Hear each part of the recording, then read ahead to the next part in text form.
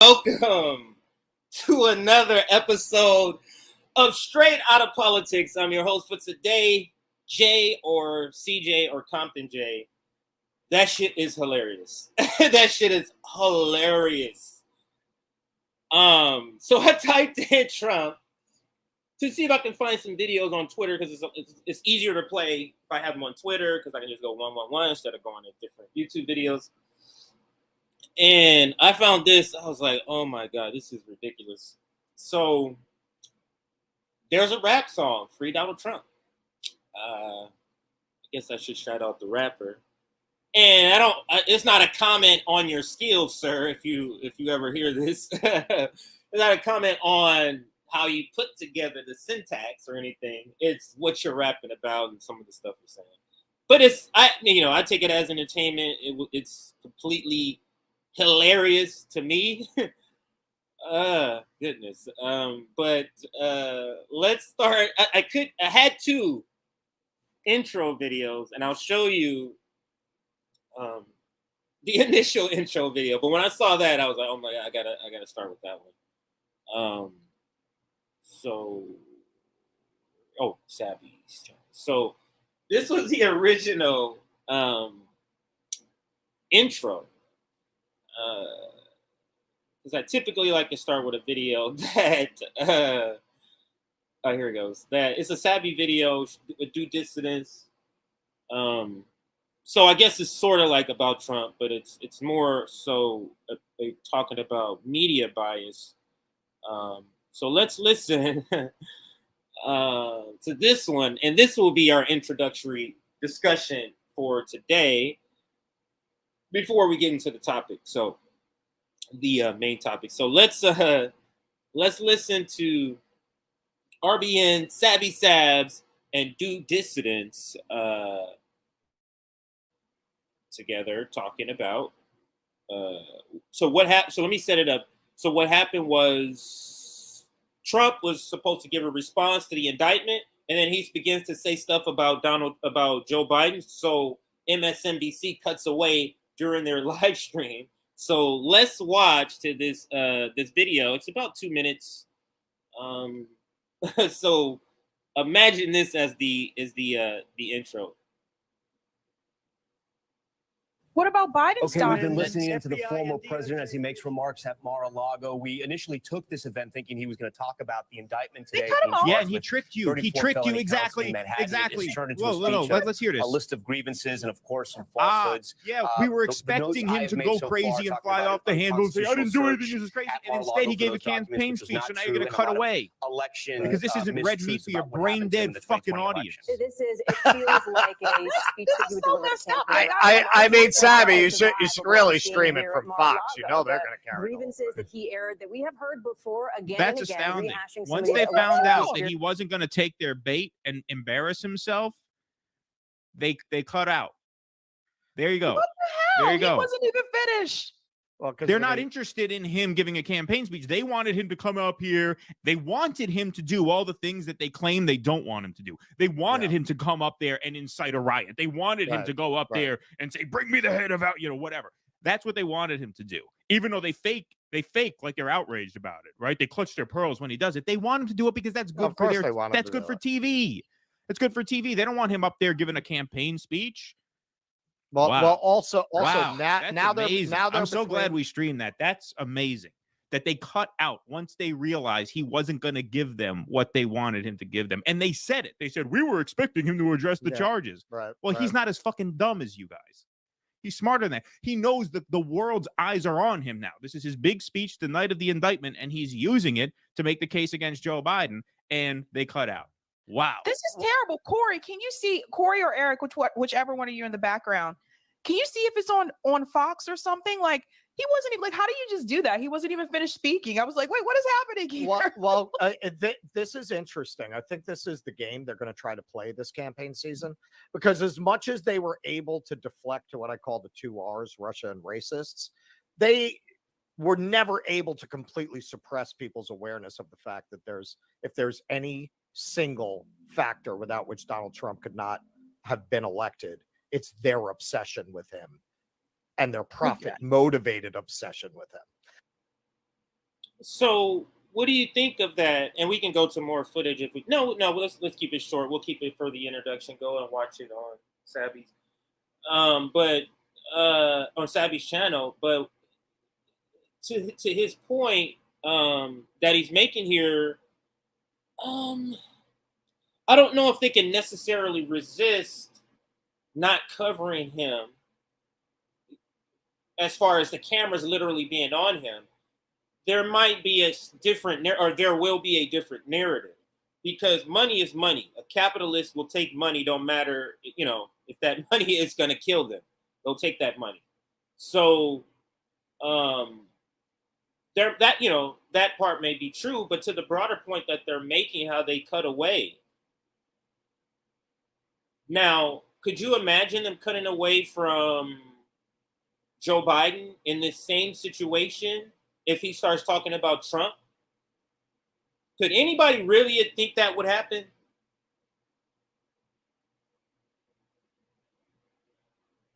And it's like, in order to speak up about what's right, people are going to interpret this as we're defending Trump. We're just defending what's right.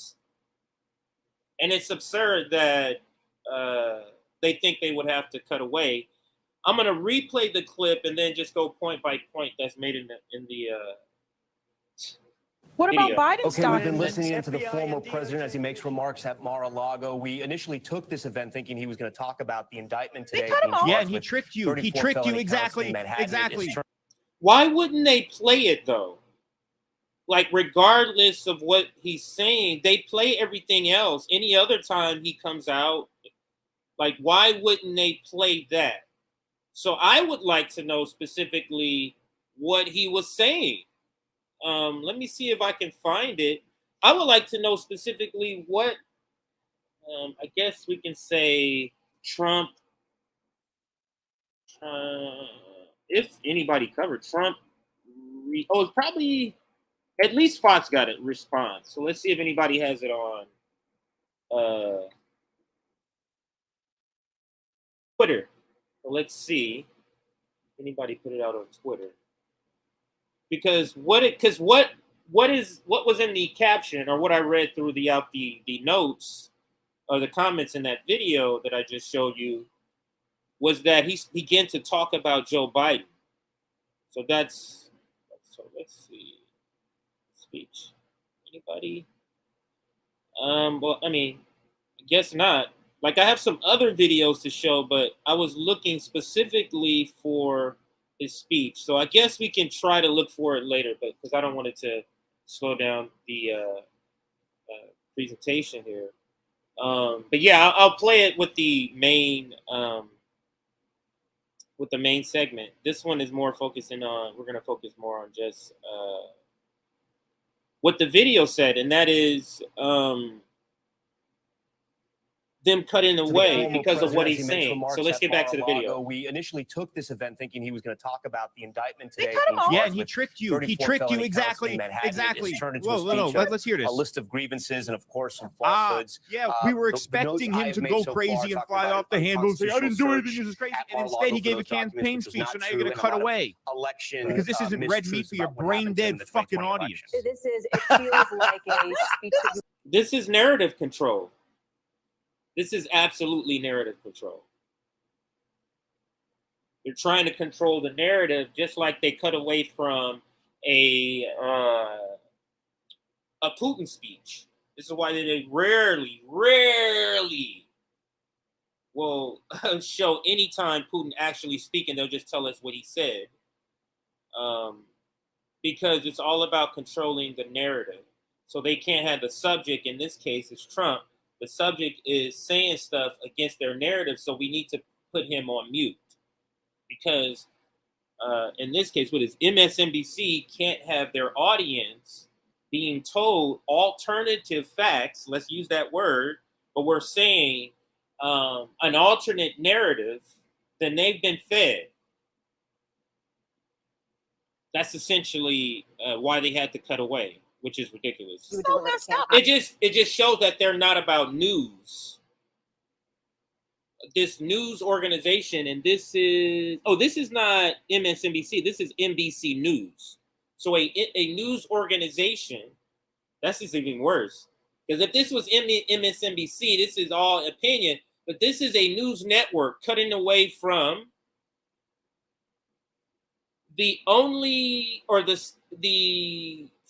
former president. That's one who has been indicted, and now he's speaking after that indictment.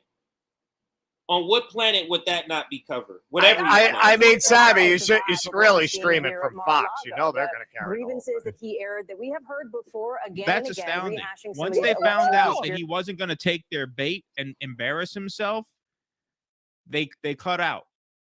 There you go. What the hell? There you go. He wasn't even finished. Well, they're not interested in him giving a campaign speech. They wanted him to come up here. They wanted him to do all the things that they claim they don't want him to do. They wanted him to come up there and incite a riot. They wanted him to go up there and say, "Bring me the head of out," whatever. That's what they wanted him to do. Even though they fake like they're outraged. That is absolutely true and spot on. Comment made there. They wanted him, just put him in front of a mic. He's unhinged. He'll go ahead and say, get out there and protest, and then they'll go ahead and spin that into he's inciting a riot. Calling for people, in my opinion, to say, hey, go out and protest if you agree with this. We say this all the time. Go out and protest about police brutality. Go out and protest against anti-war. So him saying that, to me, doesn't qualify to being pushing for violence or anything like that. Let's see. Okay, I can get to that later. All right, so let's finish out the video, and then we'll finish out this introduction and get to some of the other topics we have today. About it, right? They clutch their pearls when he does it. They want him to do it because that's good for their. That's good for TV. It's good for TV. They don't want him up there giving a campaign speech. Well, also wow. now they're I'm so glad we streamed that. That's amazing that they cut out once they realized he wasn't going to give them what they wanted him to give them. And they said it. They said, we were expecting him to address the charges. Right. Well, he's not as fucking dumb as you guys. He's smarter than that. He knows that the world's eyes are on him now. This is his big speech the night of the indictment, and he's using it to make the case against Joe Biden, and they cut out. Wow. This is terrible. Corey, can you see, Corey or Eric, whichever one of you in the background, can you see if it's on Fox or something? Like, he wasn't even, how do you just do that? He wasn't even finished speaking. I was like, wait, what is happening here? Well, this is interesting. I think this is the game they're going to try to play this campaign season, because as much as they were able to deflect to what I call the 2 R's, Russia and racists, they were never able to completely suppress people's awareness of the fact that if there's any single factor without which Donald Trump could not have been elected, it's their obsession with him and their profit-motivated obsession with him. So I think I found possibly, let's see if it shows me or not. Response, is it going to show his response? Okay, I think I could possibly, is this it? So I'm looking for it on YouTube to see if I can find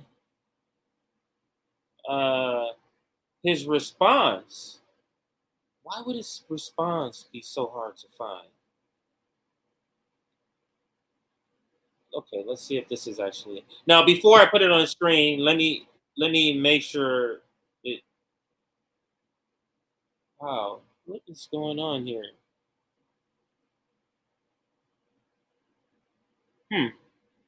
Okay, this. Actually, let me put this on screen here, because maybe this is unusual. Why wouldn't I be able to find Trump's response on here? All right, let's filter this to this today.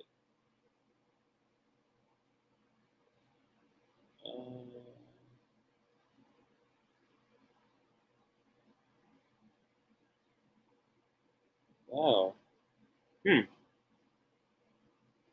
Okay. Yeah, it's not showing anything. That's all the results.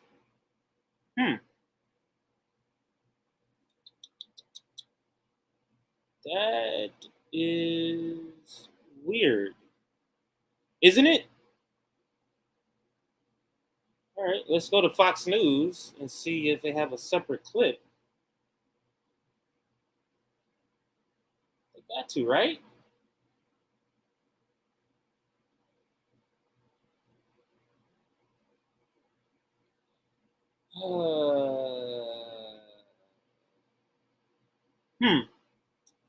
That's weird. Maybe we got to do a story on why can't we find it. Let me see. Let me go to the comments. Does anybody have a... What the hell?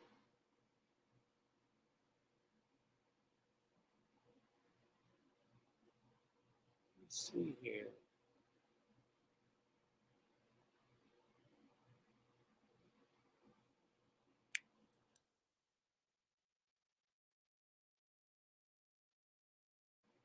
Okay, let's try this now. Let me bring you in the street. I should be looking at videos. Oh, live streams. Sorry, live streams. Do Dissidence right here. All right, so Rockfin.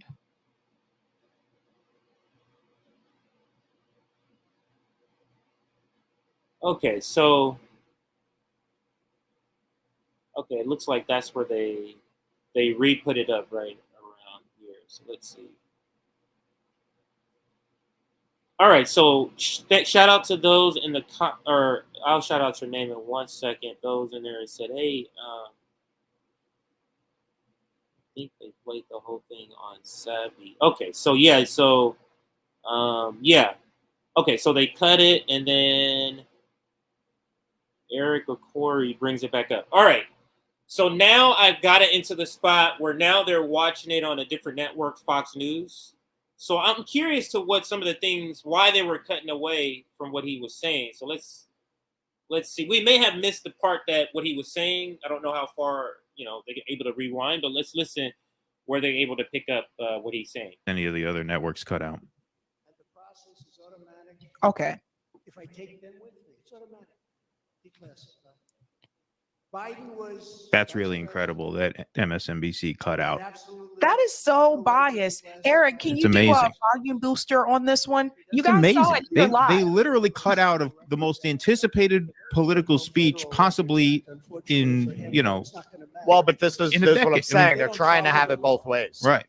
They're trying to profit from Trump and pretend that they're not trying to He profit had from classified Trump. documents. They don't want to get that criticism that they were promoting him. Which is absolutely inexcusable. And other senators, including Democrats, are outraged. But he's not being harassed and hounded like the He's talking people about Biden. who work for me are. In fact, they seem to have forgotten about his documents entirely. So Oh my God, they cutting away him talking about documents. they like to say that I'm obstructing, which I'm not. Because I was working with NARA very nicely until the raid on my home.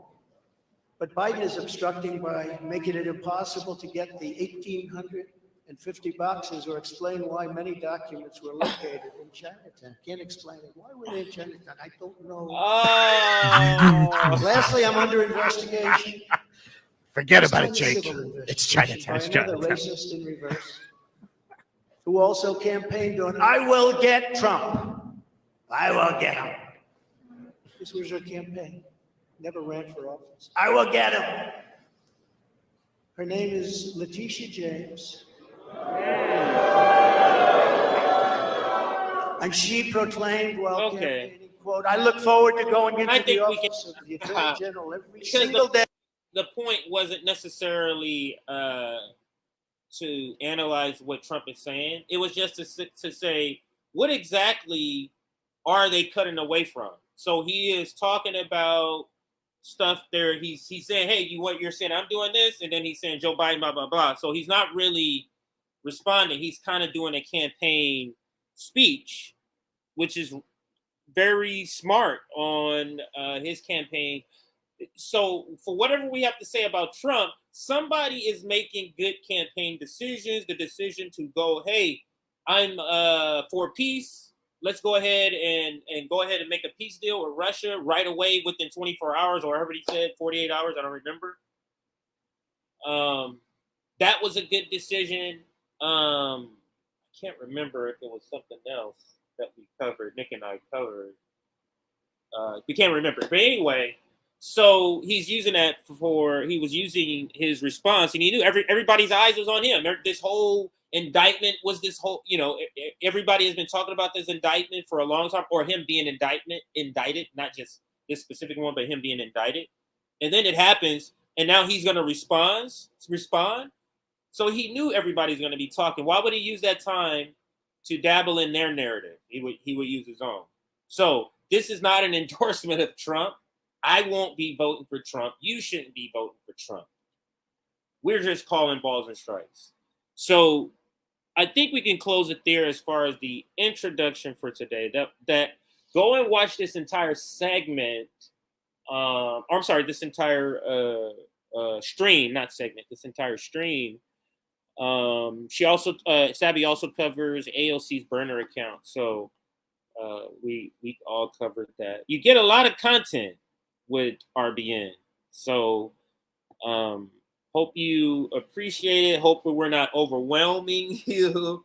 Maybe with the email, not the emails, but the clips, maybe we could all put them in one premiere instead of having multiple premieres. So that could be one thing we can think about. But let's move on and close that out. Let's shout out and see what you're saying in the comments. And then we will get to the main story here. But let's see what you're saying in the comments. I'm going to make the comments a little bit larger. Love for RBN. I don't like Trump either at all. And I second that emotion. Let me see here. Here is Rick saying, yesterday I told the chat that News Nation and Fox was covering it. So they were covering it. Let's see some other.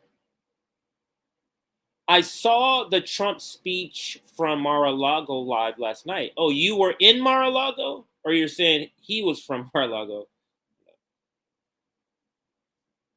Go through Google search engine. I'm trying less and less to use that less. Is anybody can give some good advice on other search engines to use? This is where Ashura told me is how I found out that Sabby had the full response. So thank you.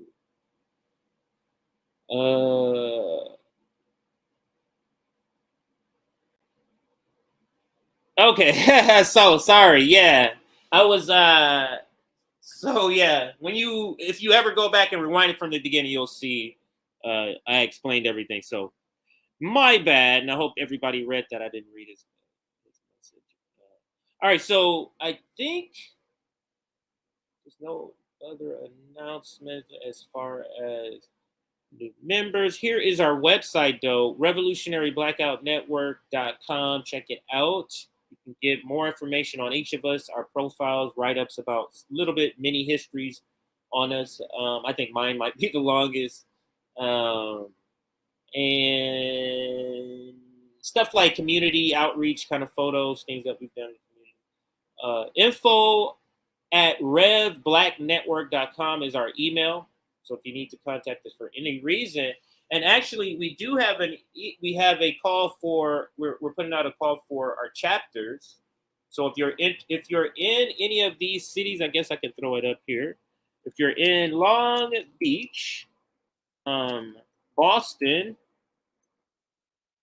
Orlando, KC, Detroit, I guess you can say LA, because those are surrounding cities. So if you're in any of these cities, email us. If you want to participate physically, you are able to participate in the chapter. It doesn't mean physically come out, So, for example, Orlando chapter will be a lot of remote things that's going on to help the disabled community there, filling out applications for different things. JB is going to be announcing a call to action for those people soon. There's a flyer being made for that, if he hasn't already made that. So if you're in Long Beach, or if you're in Boston, if you're in Orlando, KC, that's KC, Missouri, Kansas City, and then Detroit, and then this surrounding cities to Long Beach will be LA and Compton. The reason I'm using Long Beach is going to be actually the city we're going to have the chapter out of, is because I have more. I went to college. The last couple of years in high school, I went to Long Beach. College in Long Beach, I had a lot of different jobs in Long Beach. I got kin, second, cousins and stuff that live in Long Beach. So I have a lot of ties in Long Beach that I could use to my advantage. And that's the reason why the chapter will be out of Long Beach, although we'll be helping out like in the Nickerson Gardens housing projects. And but that's one in Compton in the LA area. So if you're in any of these cities and you're interested, just email us. And then in the email, put the name of your city, or the city, one of these names of the city. So let me say that again so it makes sense. Email us, in the subject, put the name, one of the names of these cities that you're in, physically in, and you are able to want to help out in the upcoming launches of our chapters in these cities: Long Beach, Boston, Orlando, KC, Detroit. So if you're in Compton, you would email us, info@redblacknetwork.com. In the subject, you would put Compton chapter.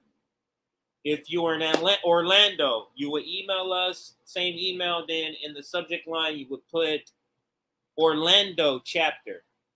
And then in the body, you would say something like, hey, my name is blah, blah, blah. I'm interested in participating in the chapter in the city of Orlando, and so on. So if you're any of these cities listed on the screen, and for those only listening, I'll say them again: Long Beach, Boston, Orlando, KC, Detroit, Los Angeles, or Compton.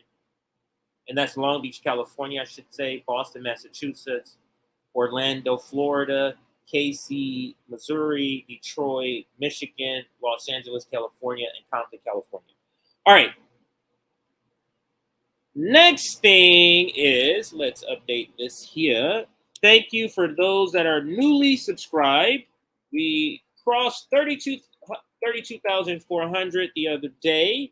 Our Substack is here. If you want to get notifications when we go live, please join our Substack. We send out those notifications.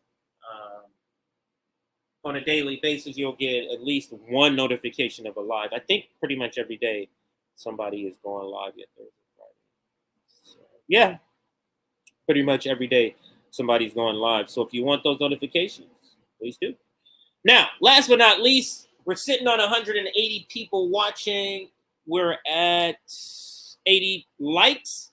Can we get 100 of you that are watching right now? 100 of you that are watching right now, hit that like button. Let's get us to 180 instead of 80. So let's get to 180 likes. And now let's get back to the stories. And for today's topic, let's put the graphic back on the screen. Political witch hunt.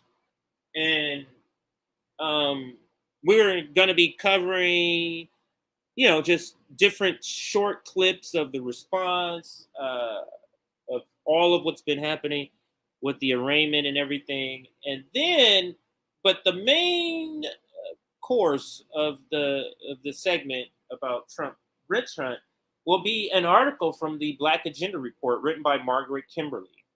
So Margaret Kimberley just put this article out. It's a fantastic article, and it's titled "Trump Derangement Syndrome Returns." So that is the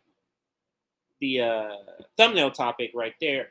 And then some other stories we're going to be covering is there's another great article from the Black Agenda Report. Two great articles they dropped just today. The need for independent left leadership.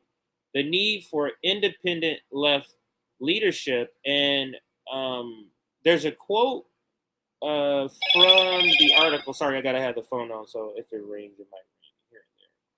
But there's a quote from the article, and to the effect that this is a political witch hunt, and everybody knows that this is political, and you don't have to be a Trump supporter to put that together. But let me see if I can read it to you verbatim, and I have. So this is from Margaret Kimberley. I'm going to show it to you on screen when we get to that part, but I do want to say this part for this section of the segment. Trump's prosecution is obviously political. He is charged with falsifying business records, which can be treated as a misdemeanor, but Manhattan's district attorney says he sought to avoid taxes and influence an election, allowing him to charge Trump with felonies. So, so ridiculous. So, that was the other thing I wanted to talk to you about. Second. That is one quote I wanted to read you from the Black Agenda report that we're going to be covering. Now, the other quote that I wanted to read you from the Black Agenda report that we're going to be covering, seems long, is, hold on, I'm scrolling.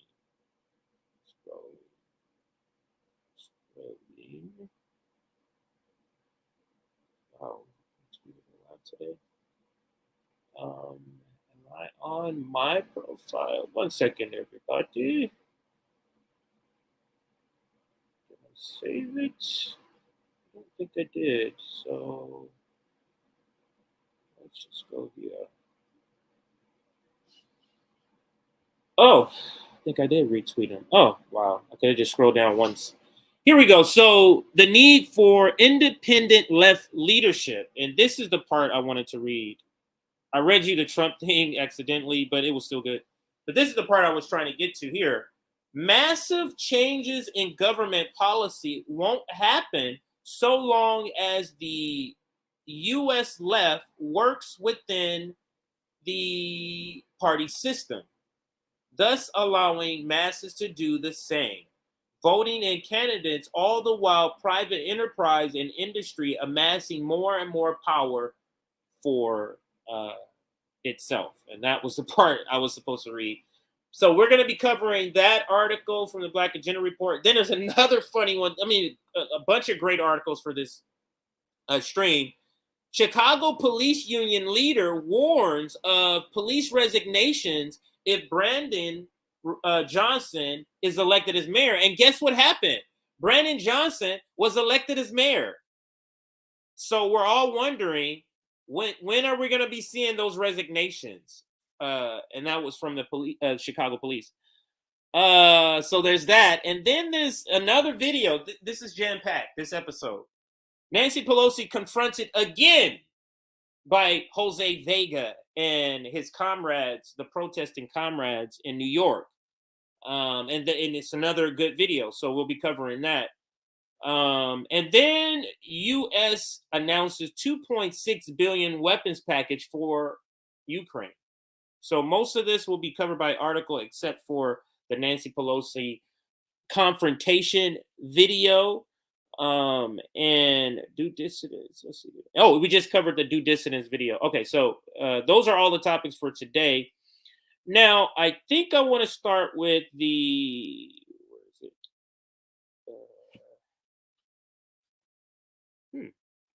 Thought I made one, but Nancy Pelosi confronted, because this is a short segment, and since I have so many to get through, let's start with this one. So Nancy Pelosi was confronted, and oops, I typed in confronted instead of Twitter. Sorry. The video is on Twitter. So where do I know this video to be? I think I saw it on Sabby's page. So let's go there. Yeah, I think I saw. Yeah, I saw it on Sabby's page.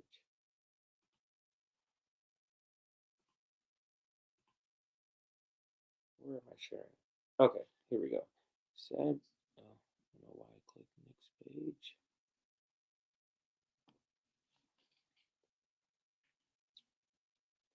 And my computer is running a tad slow for some reason. But anyway, so I did see this video on Sabby's page. Let's go to it. And it's another classic. And somebody, either they themselves came up with the strategy or they heard it through the grapevine through our streams, where Nick and I kept saying, hey, they should plant multiple people in, when they protest, plant multiple people in the audience. So when one is removed, the other one in a completely different place stands up and starts continue, and have multiple people. And that's essentially what happened, ending with the one of the louder voices, bigger voices. He has a big voice, and that's Jose Vega.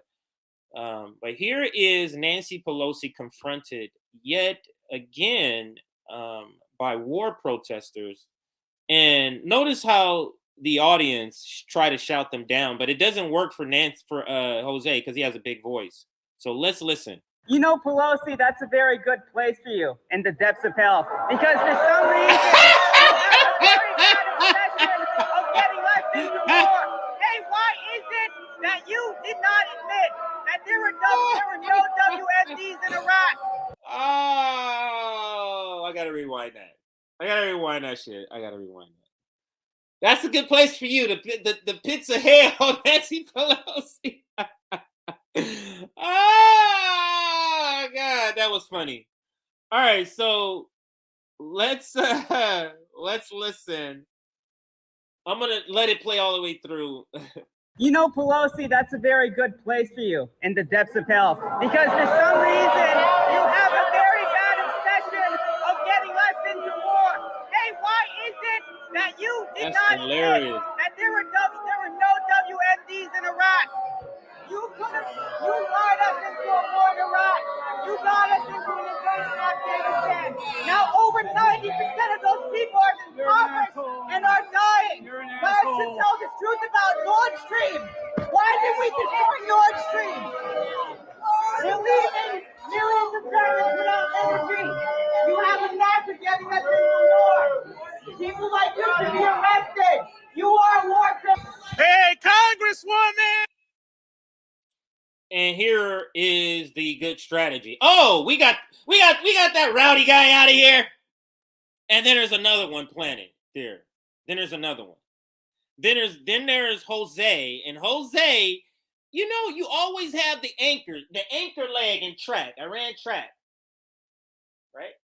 The anchor leg is usually the strongest person to end with. And I believe that is the case when we have Jose rounding this up here. And let's listen to Jose now. So they think, oh, and look at this guy right here, the bottom left, not the one with the mask, but the one sitting down, the bald guy. He's like, okay, goodness. Okay, good. This guy's gone. He's gone now. And not knowing that a bigger, louder voice is about to wreck shop right here. And let's go. Let me take this actually off so we can see this whole thing and the translation. Or in the caption. Let's go. Hey, Congresswoman! I came to see a warmonger, but you're a sad old drunk. When you went to Taiwan, were you looking for Ukraine? Did we blow up the Nord Stream on accident or on purpose? Did you know about that? Look at this guy trying to protect her. Aren't you supposed to be part of the indictment tomorrow? You're a war criminal by definition, Miss Pelosi. You got some nerve. Is that why you're here in Manhattan? Is that why you're here? Because you're getting indicted tomorrow, you goddamn war criminal? How many people have died in your fucking name? How many people have died because of Iraq? All of you forgot about And they got Iraq. mics planted on him. You notice that? Syria. So they're getting better. They're getting better at that, and then they have a third person. So they're getting better. They're getting better. So they know you're gonna be trying to shout me down, so they can't hear this in replay, and this can't go viral.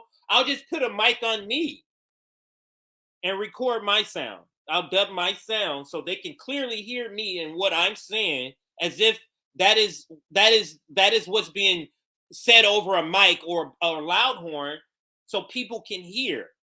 So they're getting better at this, and now they have another person. So go with 10 next time. Have 10 people planning. How many people have died because of Iraq? All of you forgot about Iraq? Get out of here! Iran, Libya, Syria. Dodd-Frank was always never going to work. If we don't deal with the 600 trillion in derivatives, then there's no chance for this economy. Don't you see it all failed? None of it worked. None of it worked. We need to steal the Democrats. And all that's all of the professional managerial class retirees. They don't give a fuck about no fucking climate change. They're not going to be around. Sad to say, that's literally how some of these people in office, the Pelosi's, the Feinsteins, who's not even in her right mind, they don't give a fuck about no climate change. What is that going to do? I mean, they should, because at least they're kids, but maybe they're looking at it as, well, that's why we're stockpiling money, so we can jet off somewhere. I don't know. That's what they're saying. Rich people are going to jet off to another planet, I guess. So let's let the clip play out, and we can. This is a short segment, like I said, and we can move on. Is there a fourth? And then you land your plane in Taiwan. We Another want to war with one China at the same time. We want to all have nuclear bombs dropped on our heads. We live in Manhattan. I have to ask you to leave. Thank you. By the way, Lyndon LaRouche is back in a big way, and I'm here on behalf of everybody who loves peace and not war with Russia and war with China and a new hot war with the East. So, of course, or not of course, he threw in the LaRouche shout out, and absolutely not down with no LaRouche whatsoever in any capacity at all. Just to be clear, not down with that. But we can show solidarity with people who are part of the LaRouche movement in this area, because we do overlap in being against war, and we do agree with this type of tactic. These sort of in-your-face tactics need to be the way that we move forward, is these types of tactics. Yeah, you could say that again. That room was filled with white privilege, and they don't want to hear what's happening to the presidents at all. They don't want to hear that. You think they would care about their children? And that's what I would think. That's what I would think, unless they're saying, well, my kids are going to be able to go to wherever rich people they think they're going to go when this place is not inhabitable. I don't know where that is. Some people are saying that's why they're trying to explore space more, but we'll see, I guess. Why not just fix this? You see how it's such a bad plan? You have to try to sustain life. Your plan is to try to sustain life, try to sustain life unknowingly somewhere else, instead of just doing the right thing here. It's truly a psychopathic sort of way of thinking. But yeah, great work again. Shouting out solidarity with Jose Vega and the crew that puts on this type of calling out, speaking truth, the power. It is severely needed, and I hope they continue to do that. So let's now kind of dive into the Trump stuff here. And we can end that one and move into the Trump part of this stream. And let's pull this down. It's a lot of funny stuff here. A lot of very short clips to play, and then I'm gonna end it with the article, and I think all the articles I'm gonna be covering are in the description box, so you can go there and look at it now. All of those articles are there now. The Trump derangement syndrome returns by Margaret Kimberley. U.S. Announces $2.6 billion weapons package for Ukraine. The need for independent left leadership. That one is there too. And then the Chicago Police Union leader warns of resignations. Quote, blood in the street that's another quote they said. Blood will be in the street. Anyway, so let's get to this segment, but more shout outs. Let's hit that like button. We're now at 250 people watching. It was all because you hit that like button. So 250. So let's 180 was our last target. So now let's shoot for 225. So another 50 people hit that like button. 50 people watching right now, hit that like button to get us to 225 likes. 225 likes. Here's our Substack. If you want to know when we go live, get on our Substack and we will send those notifications to you. We also have RBN YouTube memberships, $3.99 if you're interested. Our website, revolutionaryblackoutnetwork.com. And finally got our GoFundMe. That is scrolling down at the bottom, but I'm going to bring it up on the main screen. Yeah. Oops, I guess I cannot. Oops, I can't. Save. It won't let me save it that way. All right, so it's scrolling at the bottom. That's our GoFundMe. We're having a labor and bill fundraiser. And it's scrolling there at the bottom. Our GoFundMe is there. You can donate, see your name, how much you donated, what others have donated there. Right now, the target is $1,000. You see all the great work that Aaron has done. If you haven't seen the Cop Shot the Kid video where it goes through some of the actual victims and the actual police that shot them, check that out. That's on our Twitter. It's on our YouTube too, actually. I forgot we premiered it on our YouTube.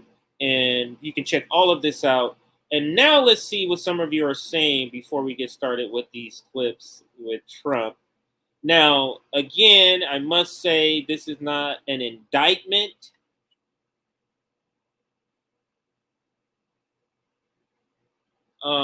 I'm sorry, this is not a endorsement, not indictment. This is an indictment. This is not an endorsement of Trump at all. Don't want Trump.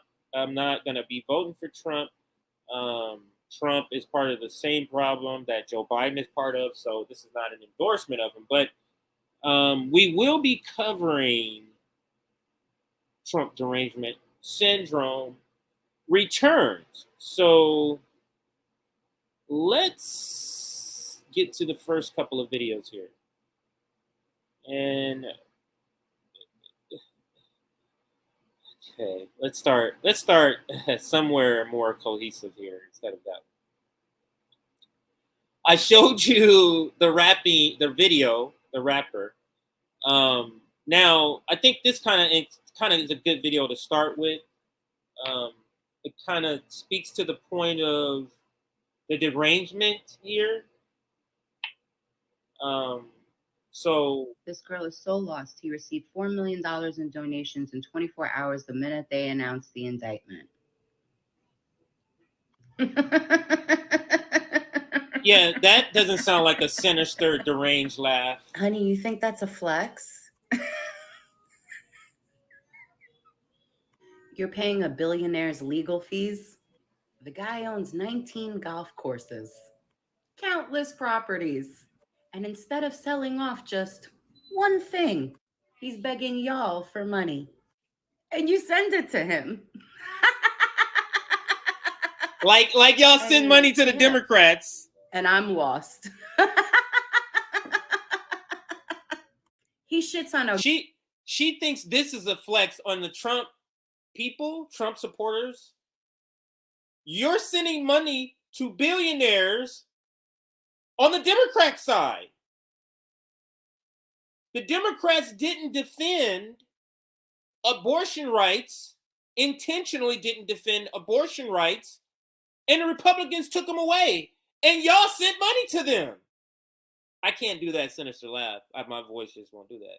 I can't laugh that quickly, but you sent money to them after they didn't defend your right. After they didn't defend the right, abortion, the right of an abortion federally. How many millions of dollars did they raise off of that? So it's the same. I'm laughing. I'm laughing at both. To your point. So let's continue. A golden toilet while you're working 2 jobs and you're sending him money. I shouldn't laugh, honestly, because it's sad. It's like when he said he was going to build a wall and get Mexico to pay for it. I'm going to commit crimes, and when it's time for me to get indicted, my minions are going to pay for it. That's $4 million y'all could have donated to veterans or the homeless. But who am I to tell you what to do with your hard-earned money? As a matter of fact, I'm going to give Jeff Bezos a call. I'm going to see if there's anything he needs help with that I... You know how much of I have everything in my life is okay if you have time to literally dress up in character with a prop. This coffee is a prop. This is a prop. This is a costume she has on, this robe. She's supposed to be looking like that. She's just hanging. Is that it? Like, you know what level of privilege of my life is going very well. So this is what I'm bothering me. Goodness. Let's try to finish this out here. I can, contribute to. I love how you think this is something to brag about. You're bragging about getting duped. It looks like you guys believe in socialism after all. I can't. Bye. Oh, man. Can't make this shit up. That's not deranged at all. That was normal. That's just the normal gal making a video. That's all.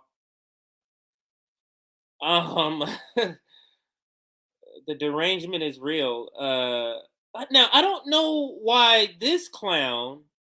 I mean, he has been the clown of the hour or of the week, but New York Congressman Jamal Bowman and his constituents ran Marjorie Taylor Greene out of New York yesterday. That's what he did, I guess. So, and it's tagged Trump arraignment. There's a hashtag. The hashtag for this video is Trump arraignment. So that's why we're playing it. Let's listen. Hey, hold up, get the hell out of here. Congress, what inspired that today? Jamal Bowman. What inspired that today, Congressman? I was born and raised in New York City. This is the city that I love. It's a city focused on hard work and love for all people. We will never accept hateful rhetoric in our city. Any rhetoric that is divisive, any rhetoric that uplifts white supremacy, we are pushing back against that in all its forms. Marjorie Taylor Greene needs to take her ass back to Washington and do something about gun violence, do something about affordable housing, do something about childhood poverty, do something about climate change. Do your freaking job, Marjorie Taylor Greene. You don't need to be in New York City talking that nonsense. Go back to your district. You're not. What are you doing here? You're here for politics. You're here because you want to be VP. You're here for your own fundraising. You're here for your own nonsense. New York City stood up to Marjorie Taylor Greene to let her know, get the hell out of here. Don't open one word in our freaking city.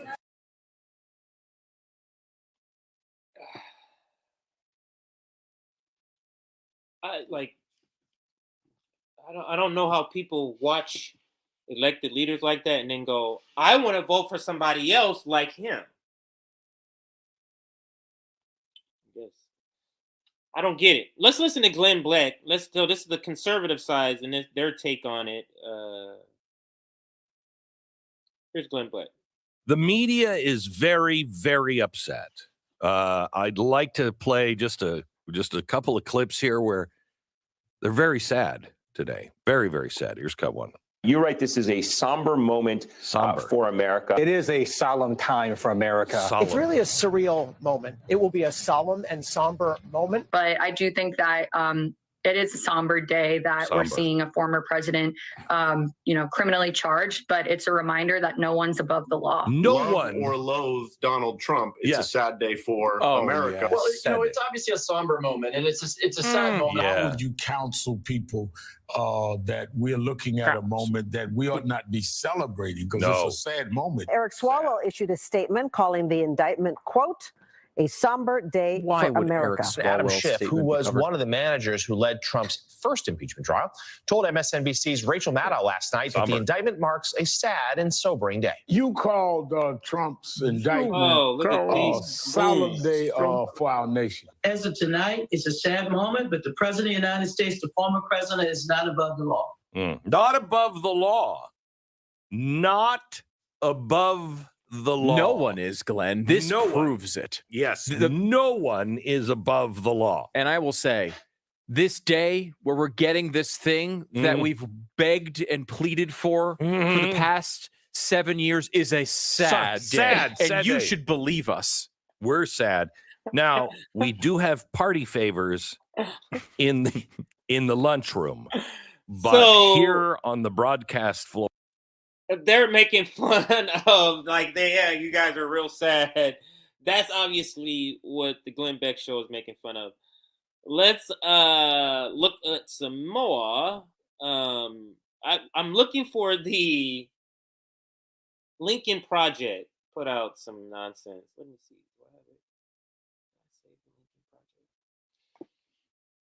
That's the main article we'll get to in just a second here. Lincoln Project. Oh, is it this one?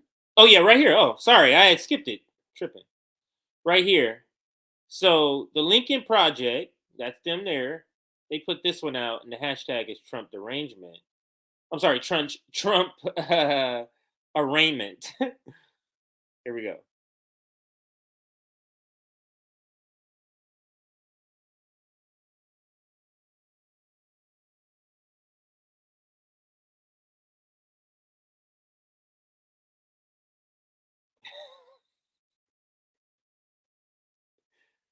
This is clown shit. You heard the music. I didn't play the whole thing for copyright. So play like 5 seconds of it.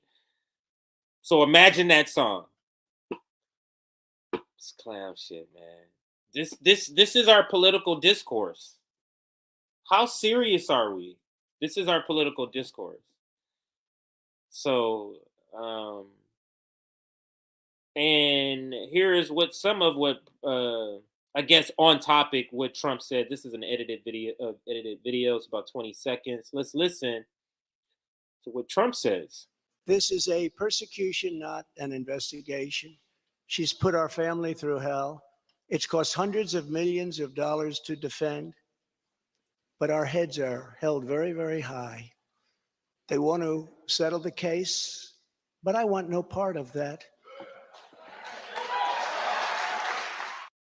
This is a persecution, not an investigation. You want to settle the case? She's I put don't our know. family through hell.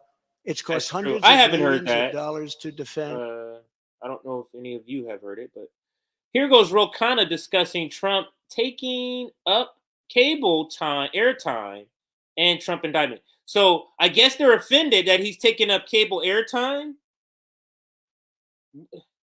which is bizarre. I'm just thinking, what's your response to the president's comments surrounding this case? Jose, I agree with the president that the law enforcement process will play itself out, and I have faith in that. I hope we don't make the same mistake in 2016 where we just start covering Trump's trial and Trump's scandals, and we focus still on the school shootings in Tennessee. We focus on the president's message of bringing manufacturing jobs back, of lowering prices. That's really what the American... I don't know where Ro Khanna has been, But they have never stopped covering Trump. They've never stopped covering Trump. Anybody, any so-called co-conspirators, any January 6th stuff, anything that can insert the word Trump, Trump affiliate, Trump cohort, any of those, they do. So not exactly sure what Rokana's talking about here. Not sure. So let's continue.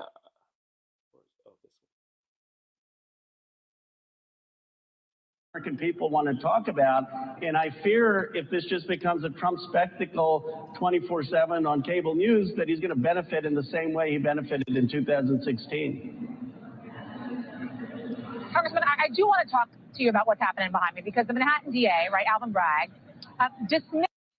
They just skip over that, but let's continue. dismissing letters, right, from your Republican colleagues seeking more information on the hush money investigation.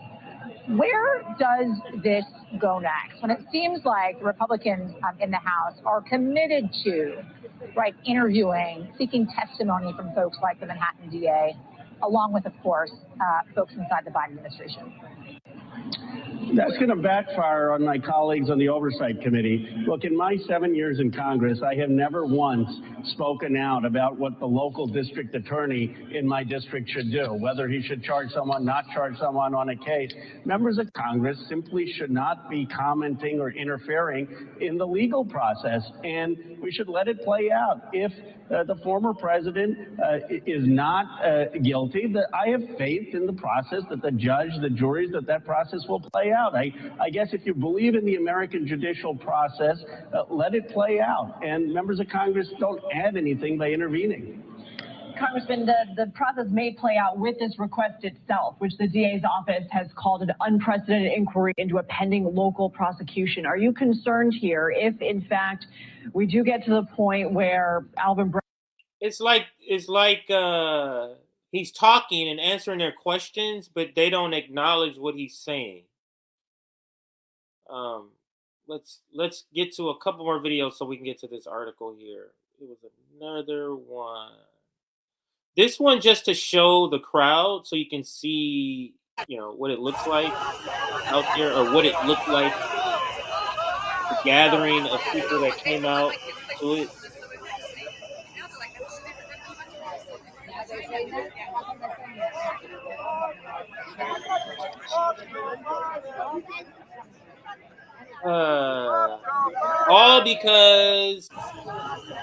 All of this because they can't or is unwilling to provide just a simple, better alternative to Donald Trump that will easily beat him.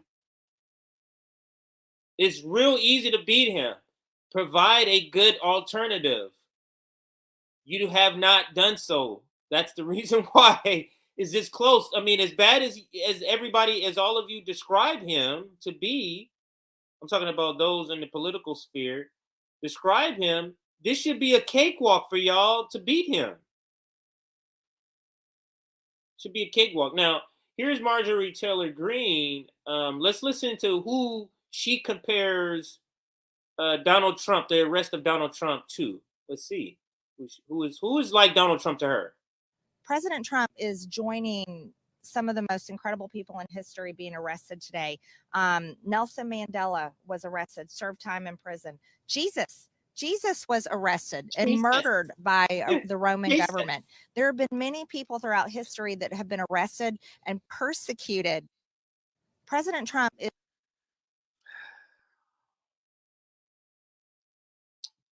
just clown shit. Just clown shit. Now,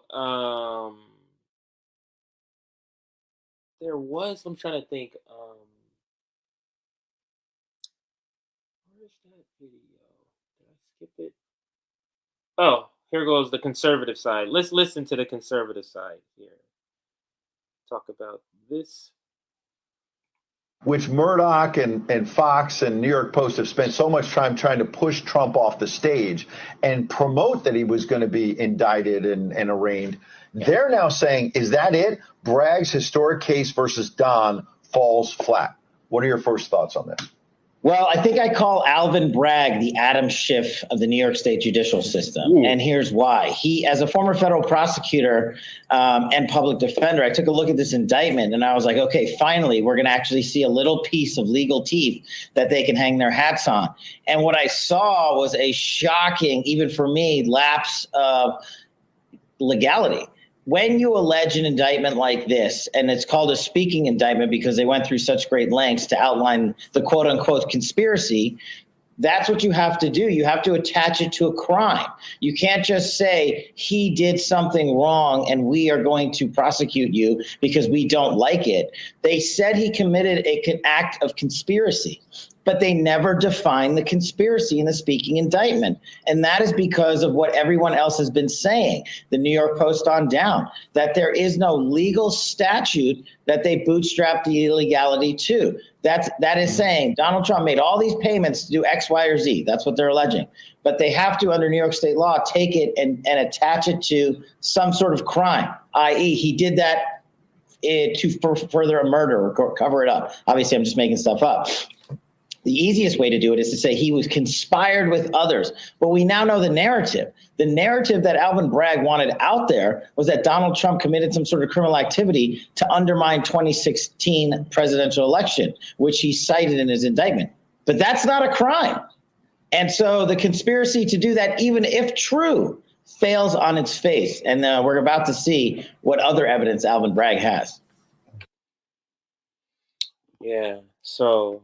I mean, I was watching Heartland's Media, and he had a CNN clip. I didn't even try to search for it, but he had a CNN trumped clip. Up. So he had a CNN clip where they were even saying like, "Yes, this is kind of flimsy. This looks kind of weak," and it wasn't a conservative. Like it was a woman, like a prosecutor or some.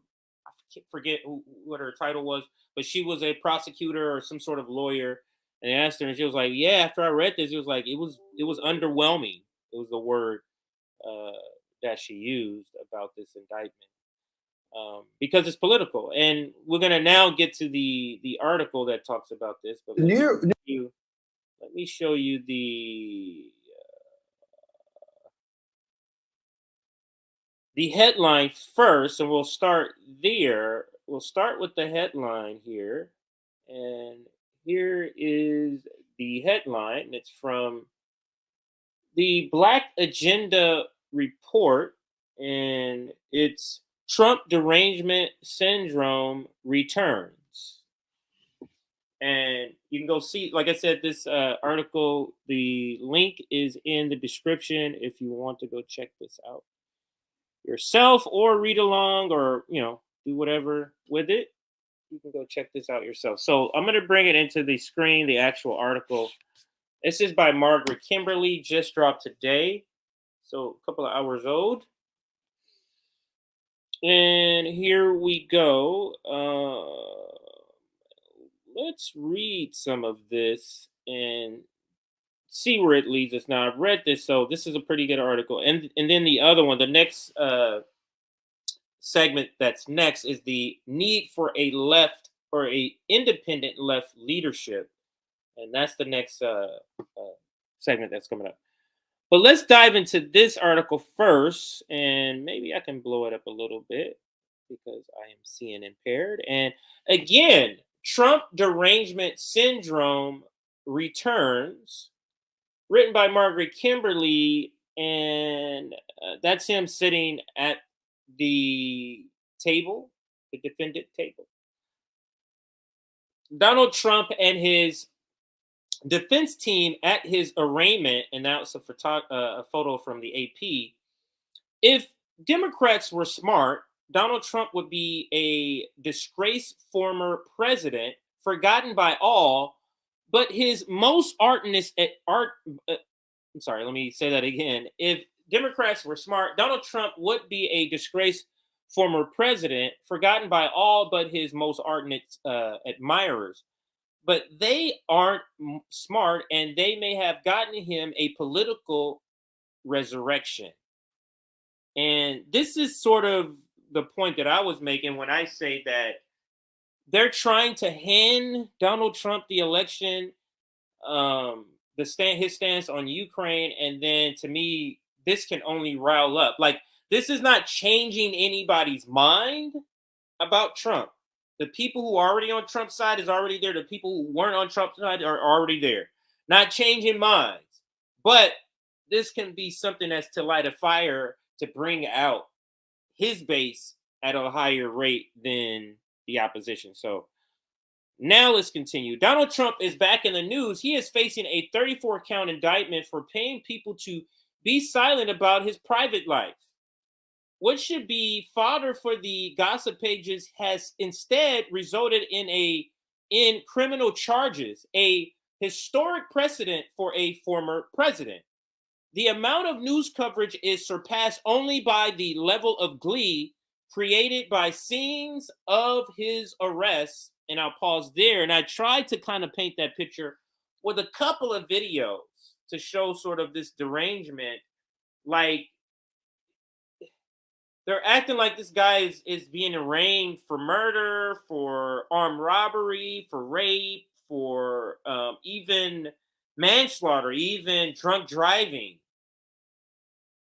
Like, what's the worst he can get? And I mean, to bring this to as a felony, there's people, legal experts, that are saying that this probably can be dismissed. It may not even get there. The legal standing to even bring a charge for New York to bring a charge about election, some sort of election problem, is not in their jurisdiction, according to these legal experts that I'm talking about.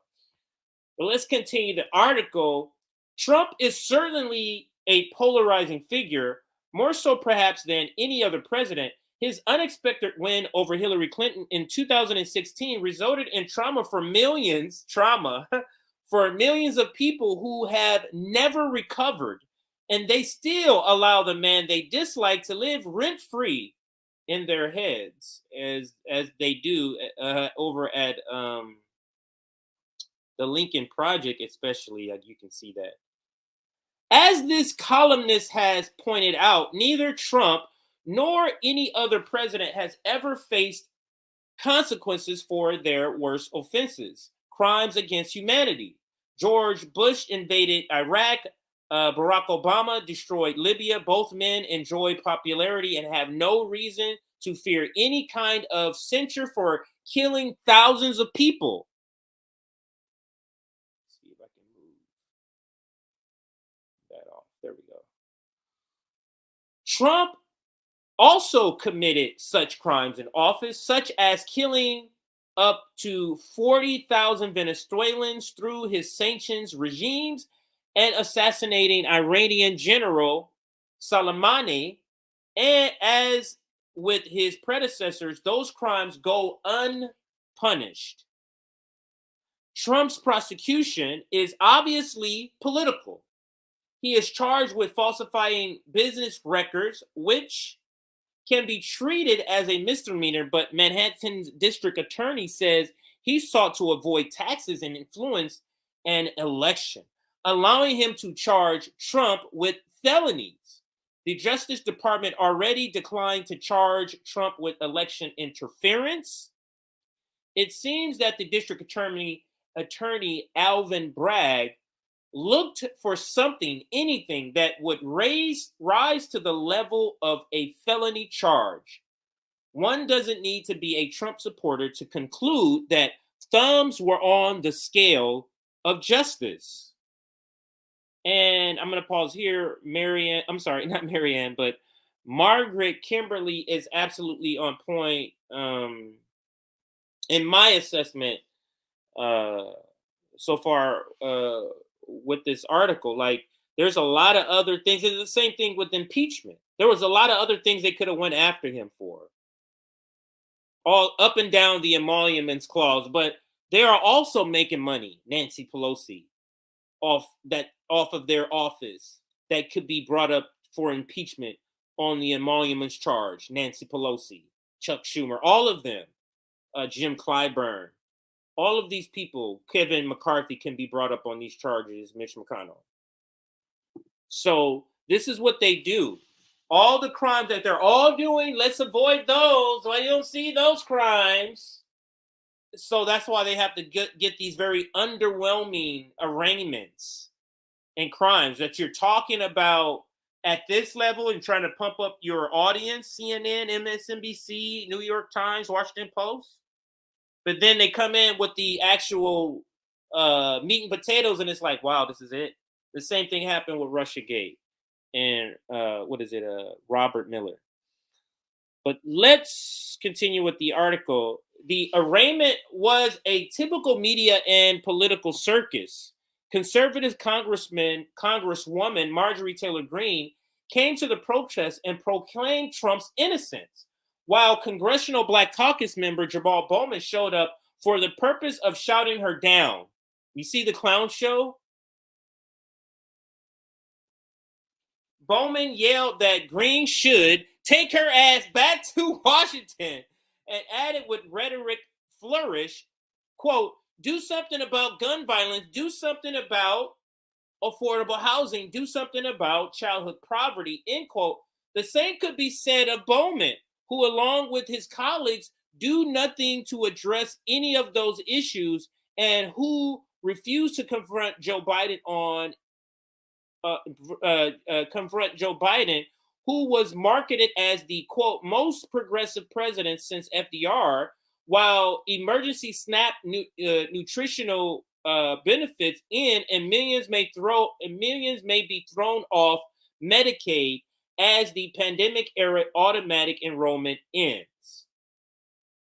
So Bowman comes out in his coon suit to play Captain, save a joke, because that's what this really is about, re-electing Joe Biden for him and getting out there, getting his name out there. He did none of this loud talking when Joe Biden was running, or when the Democrats had the House of Leadership. None of this loud talking did he do, that he now is so readily to do, like he did in the halls of Congress about the shooting and some so-called legislation that would do nothing but disarm the proletariat while letting all of the bad guys, aka the police, keep guns. So no thank you. Let's continue with the article, and then we'll get to the next one, the next article that is on a different topic, the next topic I should say. Bowman and others of his ilk make far too much of the impact of Trump indictment, calling it, quote, one step towards accountability, and adding, America needs a reckoning, and I think Trump is essential to that reckoning when you consider and his policies, end quote. This country certainly needs a reckoning for many reasons, but there is nothing about Trump being criminally charged for offenses that has nothing to do with his office that address the terrible wrongs that are committed by this system every day. Such a very, very good point made by Margaret Kimberley there. Trump has already announced he is running for president again. The charges don't prevent him from running, winning, or serving again. The Republican establishment won't be rid of him, but they are caught in a bind because Republican voters are still Trump supporters. He could win the nomination again, and given the apathy and disappointment created by the phony most progressive president since Truman, since FDR, Trump could win again. So listen to the point that she's making here. And it's also to the point I made. You're only making this a race because you are so terrible, Democrats. You're only making this a tough race with Donald Trump because you are so awful yourself. So you are leaving the vacuum for him to even be electable, as you would say. The phenomenon known as Trump derangement syndrome has returned with a vengeance. People who should know better are applauding his legal troubles, completely forgetting that he was counted out in 2016, only to emerge victorious with the help of the Democratic Party's impotence and overconfidence. if Democrats want to be rid of Trump, they should have done a better job of meeting the people's need. If Donald Trump, let me stop here. If Donald Trump loses again, Donald Trump will run again. Donald Trump will run again until he wins, in my opinion. What does he have to lose? So-called progressives like Congressman Bowman should have taken on their party's leadership and made demands on behalf of the people they claim to care so much about. And I'm going to say now. But Bowman and others went down the line with Biden and were silent as he refused to do anything about student loan debt and helped him to undermine railroad workers by preventing them from going on strike. Instead of action, we get posturing outside of a courthouse and going along to get along with their discredited leadership. Actually, they are all discredited, not fit for any purpose other than trying to fool the public. This is such a spot on section here. Let me read this again. Let's blow it up. Yeah. Maybe not so much because this little thing gets too big. So let's now go back and read that little section. Instead of action by the Democrats, we get posturing outside of the courthouse, like we saw with Jamal Bowman, and going along to get along with their discredited leadership, like Nancy Pelosi and Joe Biden. Actually, they are all discredited, not fit for any purpose other than trying to fool the public, which is what Jamal Bowman was doing by even showing up to combat. Oh, I'm going to get Marjorie Taylor Greene out of here. After she came to do what she wanted to do. As for Trump, he has been politically resurrected by cynical forces. The latest polls show him leading his main challenger, Florida Governor Ron DeSantis. We all deserve better than Trump or Biden too, for that matter, but those working to get rid of Trump may have ensured that the 45th president will be the 47th as well. And that is the point that I make also. And that is the end of the article. But like I said, great article. You can check out the link in the description box if you want to go check that out for yourselves. We're going to mosey on down the line for the next topic. But let me toss up some of your comments because I know the comments are on this current topic before we move to the next topic here. Let's toss up some of your comments. Governor Ron DeSanctimonious is ready to rumble. Only difference is Trump wins if Dems will all of a sudden clutch pearls in media. Let's go to some more.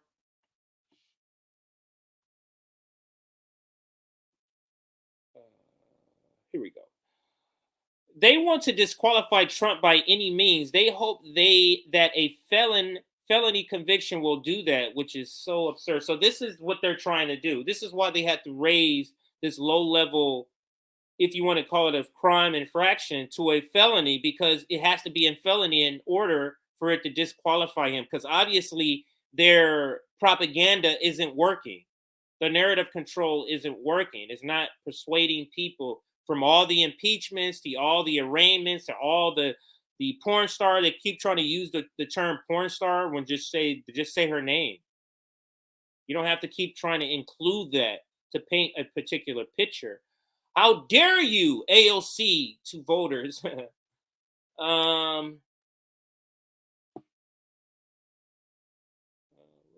It's a lot of you guys talking to each other.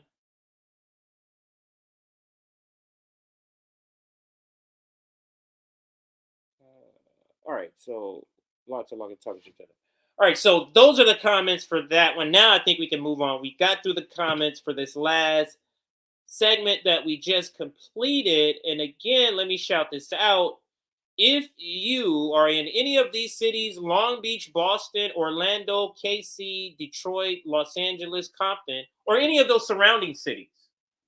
So like in our area, because I know California, like the surrounding city of Long Beach would be like Seal Beach. It would be like Paramount. It would be like Cerritos, Carson, San Pedro. Any of these cities, you know, these are all surrounding cities. Torrance would work. Email us, and let me put up our email address. If you are interested in being a part of the local RBN chapter, email us. info@revblacknetwork.com. Email us if you're interested in being, and the chapters are in those cities I had up there. The chapters are launching in these cities. Let me make a distinction here.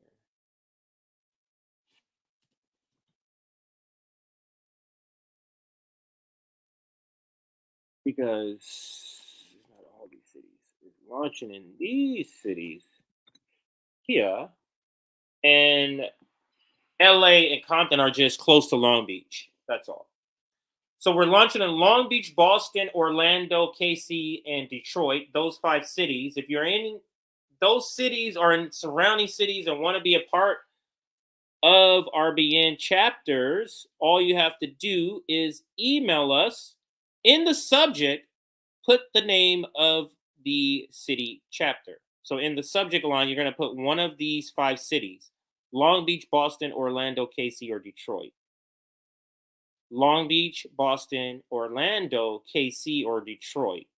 That is what's going to be in your subject line when you email us here, info@revblacknetwork.com. Here's our website, revolutionaryblackoutnetwork.com. Each chapter will be doing something slightly different. The overall is to help the community, but each you know, we're individualizing our outreach to the specific area. Here's our Substack. Join it if you want notifications when we go live. And don't forget, we now offer RBN memberships, $3.99 on YouTube. Or if you prefer, Patreon is still the best way to support RBN. The lowest I've seen is even $2 a month. I've seen somebody paying $2 a month. You get the same access for whatever level you pay, same access. We're sitting at 200 likes and we got up to like 270 people watching. So let's get to 250. Let's shoot for 250. So 50 more people watching right now. Hit that like button. 50 more people hit that like button right now. And now let's go to the next story. Teaming up with Dems has been shown to be a complete failure. Teaming up with Dems has been shown to be a complete failure. So let's I'll just go to the description box and get the link out of there. Now, this article, not written by Margaret Kimberley, I'll shout out the name of the author in just a second, but this is another good article, and it, you know, it's along the lines of what we preach here at on RBN. We're post-duopoly. We're the post-duopoly left. That's who we are. That's who we want to represent, because we believe the post-duopoly left is all of the proletariat. And here it goes. Post-duopoly left, PDL. We are PDLs. Post-duopoly left. Let's dig into this story. Do I have the actual name here somewhere? The need for independent left leadership. And let's put that up on screen. The need for independent left leadership. This is an article from the Black Agenda Report. This one is by, oh, wow. let's see here. Subdip, SUDIP, SUDIP, Bhattacharya. All right, I'll just try it once. But I tried to blow it up so you can see the name, just in case, since I obviously not pronouncing it correctly. So let's get into this article. Leftists in the United States must forge independent formations. Electoral politics are still a dead end. Already starting out spot on.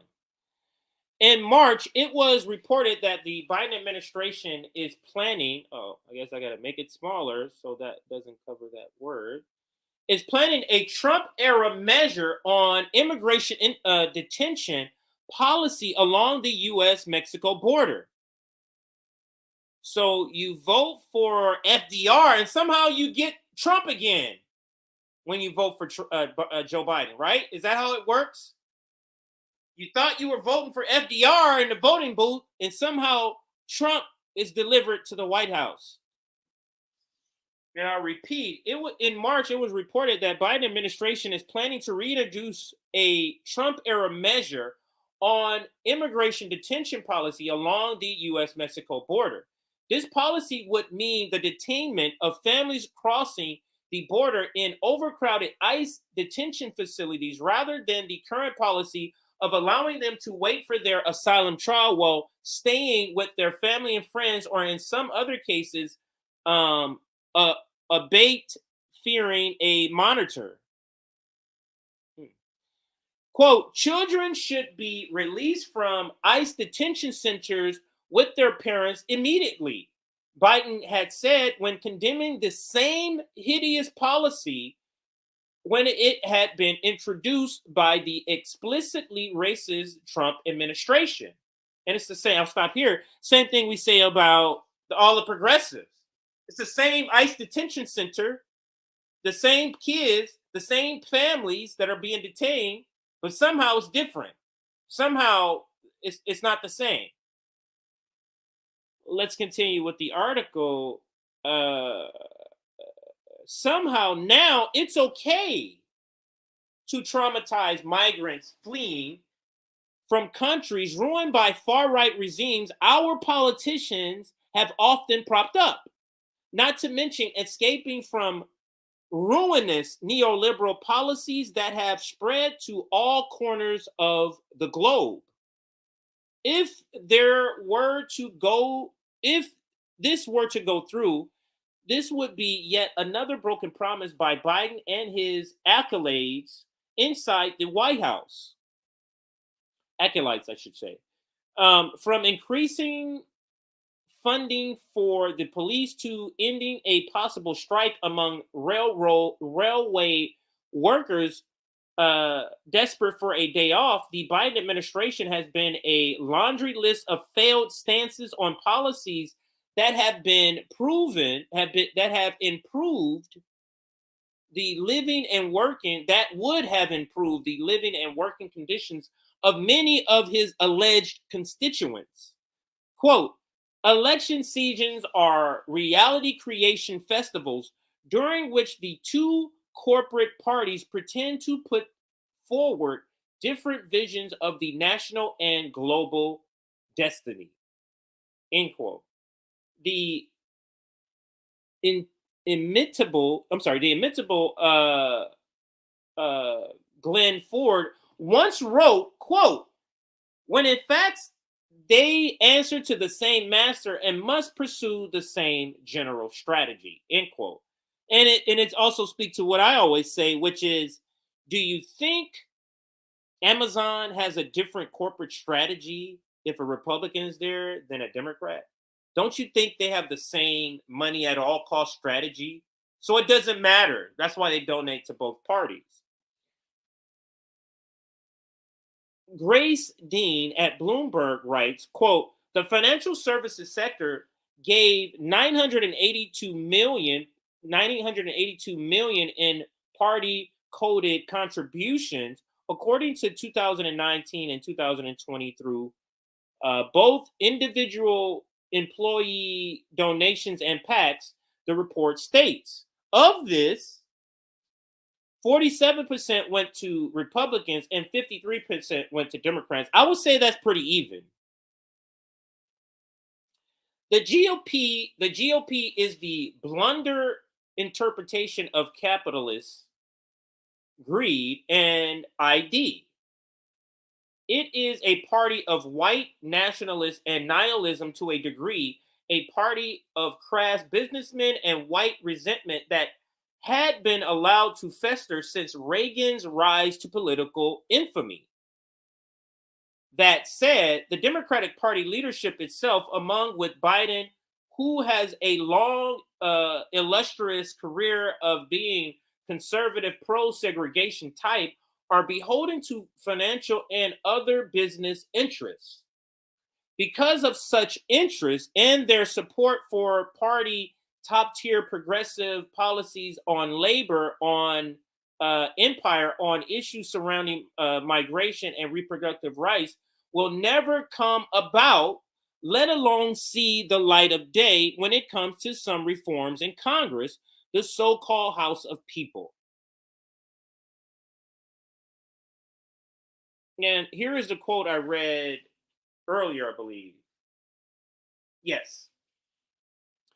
Massive changes in government policy won't happen so long as the U.S. left works within the party system. I'll pause there because now we're getting into the first part. Kind of sets the foundation because you have to say, why is that you have to illustrate why the Democrats are so terrible and not really an option as to come to this point that they're making here. I don't know how to make this other part go away. But okay, I guess this is as close as I can get. I'll try to guess what it says behind the covering there, but let's read. Because now here is where it kind of gets into the meat and potatoes of the conversation. Massive changes to government policy won't happen so long as the U.S. left works within the party system. And that is what RBN has been saying, and that's what we're still saying. And that's the reason why we're forging partnerships and forging alliances, not partnerships, but forming alliances and coalitions with the likes of Worker Strike Back and Shama Sawant. Thus allowing the masses to do the same. Voting in candidates, all the while private enterprise and industry amassing more and more power for itself. So, yeah, you're voting in progressive Democrats, but by voting in a number of progressive Democrats, you're adding to their bench, you're adding to their roster. That's just giving power to the people at the top of that roster who aren't progressive, who are warmongers, who are marching us to a nuclear Armageddon. So it is actually self-defeating to do that. So instead, if the left is serious about improving the lives of the masses, especially Black and brown, and here is where I believe why this is not the centerpiece. Why clinging to the Democratic Party is still part of the part of the left narrative is because where was I? Because if you are serious about improving the lives of the masses, if you are serious, especially for those Black and brown, if you are serious about that, you wouldn't be a part of the Democratic Party, which to me is correct because we always say the professional managerial class, the Bernie Sanders industrial complex, all these rich left white motherfuckers, they're not out for our best interests. The Kyle Kalinskis, the Crystal Balls, the Emma Viglins, the Sam Cedars, they're not out for our best interest. They're out for their best interest. So teaming up with the Democratic Party is still feasible. It's still a good plan, because getting or how do they phrase it here? Improving the lives of the masses is not their number one priority. There is no other avenue towards that end apart from disrupting the daily churn of major corporations and businesses and those government agencies that prioritize their interests. Let's read this quote here. Quote, the best way to counter the political power of those institutions is to disrupt their profits or their functioning, writes Kevin Young, to run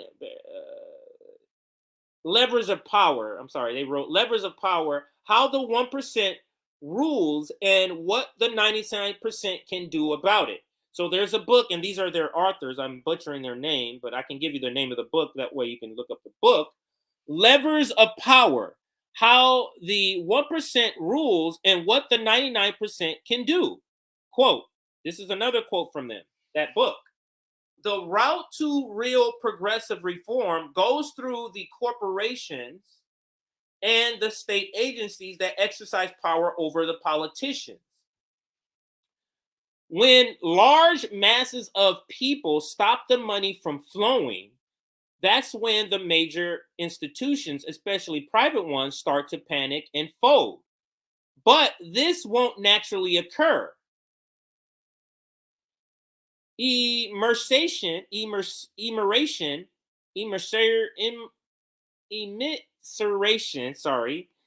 and economic crises do not inevitably lead people into organizing strikes and occupations and other actions that weaken capital's hold. In fact, as evident in recent polling, people can become politically confused on what to believe. In recent surveys, while many African Americans desire dramatic changes to so-called justice system, a significant number also want the same level or more funding for police. Among Asian Americans and Latin populations in the U.S., there has been a rightward political shift, with others caring less and less about mainstream politics itself. Quote, the strikes and organizing drives that lit up the industrial landscape beginning in 1934 were not spontaneous eruptions, popular folklore notwithstanding. Historian Steve Fraser writes in this book, Men of Prosperity. Quote, in virtually every case, they were prepared for and led by a menagerie of radicals, socialists, communists, Trotskyists, remnants, and of the industrial worker of the world, the Wobblies, anarchists, syndicatists, and others. Sorry for butchering all of that quote. But let's continue.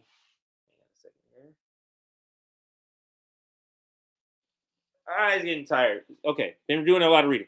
Anyway, oppressed and exploited people in the United States need a left-wing political party organization independent of the two-party system. And now we're now we're to the asking of the question of, not the question, but making the point that there is a gaping hole, lacking left leadership in the United States specifically. But I think that's by design of the FBI, by design of the CIA. When you're killing off these leaders, it's hard to cultivate another one. When you're killing off the Fred Hamptons, it's hard and it's scary to cultivate another one. And when you're doing these things in the background to undermine organizations like Black Lives Matters and or the organizations. So we are lacking leadership.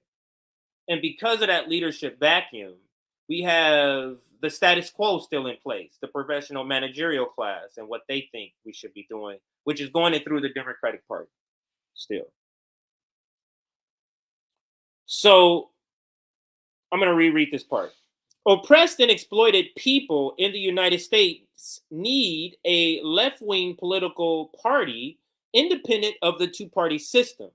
We need left-wing groups that are willing to organize strike, occupations, as well as other effective modes of resistance that would truly help in shifting power from the capitalist elite over to the masses.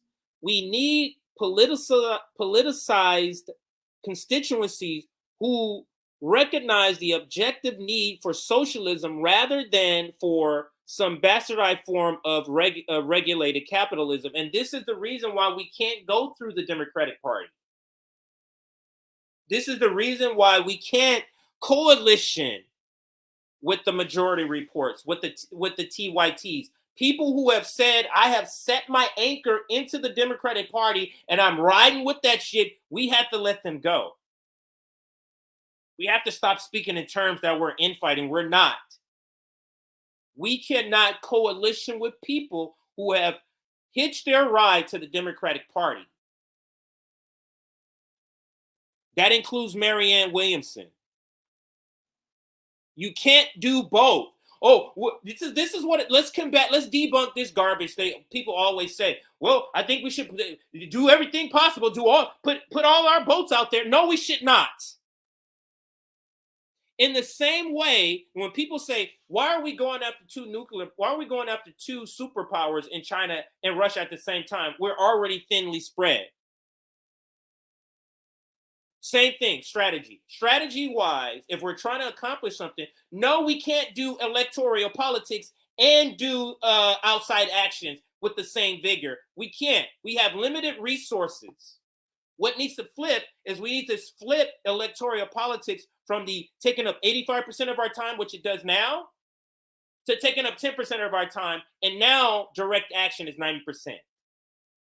That's what needs to happen, and direct action and organizing, I should say. So let's continue.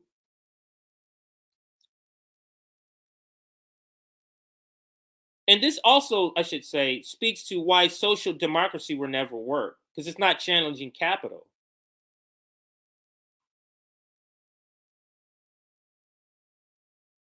This is why it's a weird coalition to think you could join a team that doesn't want what you want. It's so bizarre. But anyway, let's continue. The Democratic Party won't allow for this type of organizing to occur. They won't. Especially from within its ranks. The Democratic Party won't allow Bernie Sanders to organize, won't allow AOC to organize.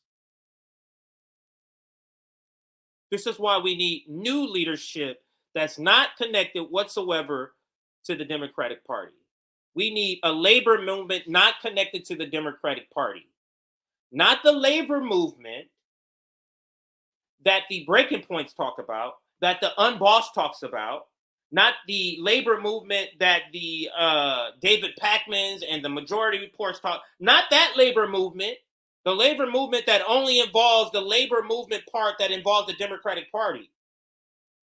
Because Workers Strike Back and Shama Solange, she reached out to some of them. Heard nothing back. Crickets. Heard nothing back. And Nick has been saying this all the time because he spoke to her. Anyway, let's continue. Quote, "You put them first and they put you last." Malcolm X had stated decades ago about the Democrats when they championed themselves as civil rights fighters while wielding the FBI to suppress a burgeoning left-wing opposition. You put them first, they put you last. Let's put that quote up by Malcolm X here. You put them first, they put you last. And that's Democratic Party or Republican Party. That's the duopoly. Why we must get people out of this. A failure to develop a constituency of people willing to leverage their power as workers, as tenants, as masses against the GOP, against Democratic leadership, against the corporations that fuel them will always lead us down a path of political impotence and wandering. A failure to develop a constituency of people willing to agitate beyond the bounds of voting booths and public relations with mean policies like Biden's immigration detention policy and the continued financial support for the U.S. military industrial complex, for the police, for the corporatized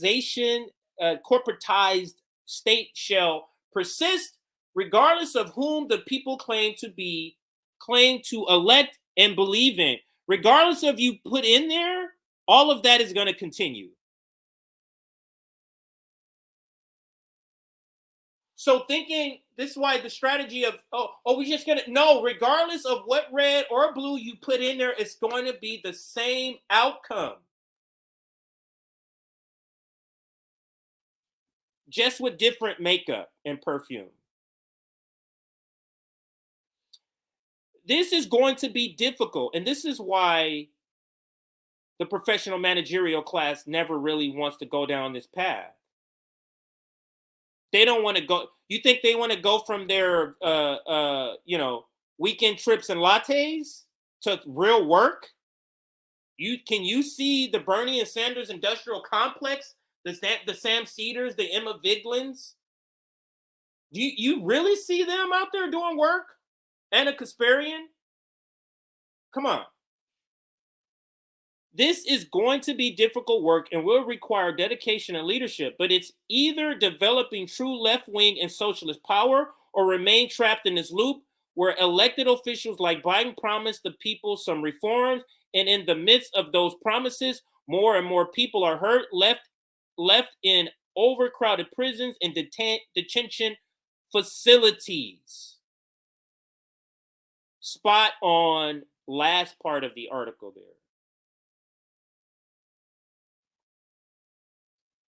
And this is why we push so hard against Marianne Williamson. We can't keep doing this. This is over. This strategy has failed and failed and failed and failed. Let's do a strategy that we know for sure won't fail. So that literally means we could try anything new. Anything new is better than this because we know for sure this will fail. We don't know for sure if a Green Party would fail, if another independent party would fail, if a new party would fail. We don't know that, but we do know going through the Democratic Party will fail, and it fails every time. So stop buying the Marianne Williamson. Stop buying it. They're trying to sell. Oh, she got 10%. We keep hearing this. She's doubled. She's doubled her, or she's more than doubled her polling. And all of the people cheerleading for chimed in on this article or this poll. All of them, from the Vanguard to who else is that? The Vanguard. I'm tipping my tongue. Oh, Kyle Kalinske and Breaking Points.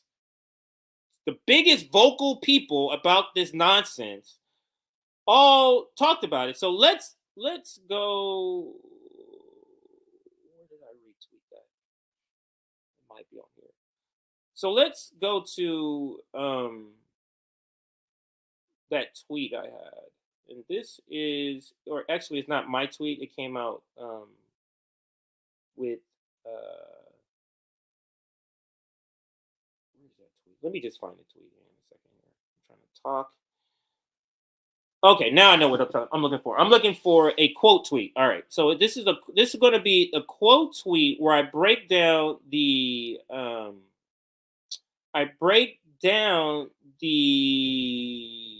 poll that they keep wanting to kind of lean on and not really give the full story about this poll, but I'm going to show you and give you the real story here about this poll and how it's breakdown. So essentially, the poll came out and I was like, wait a minute.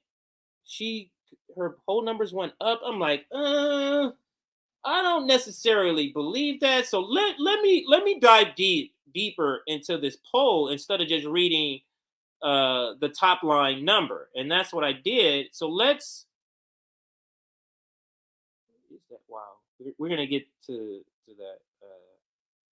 Wow. That was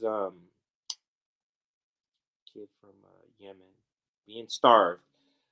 Wow, where is that poll? Let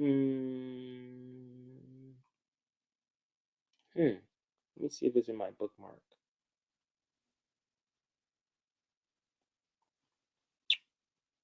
The poll. Oh no, it's not in my bookmark. I know where it's at now. It's here. I tweeted that. Where is that poll at? I could have swore I tweeted that poll. Let me just do this then. How about I do this? Rev Black Network. We're gonna go poll RBN.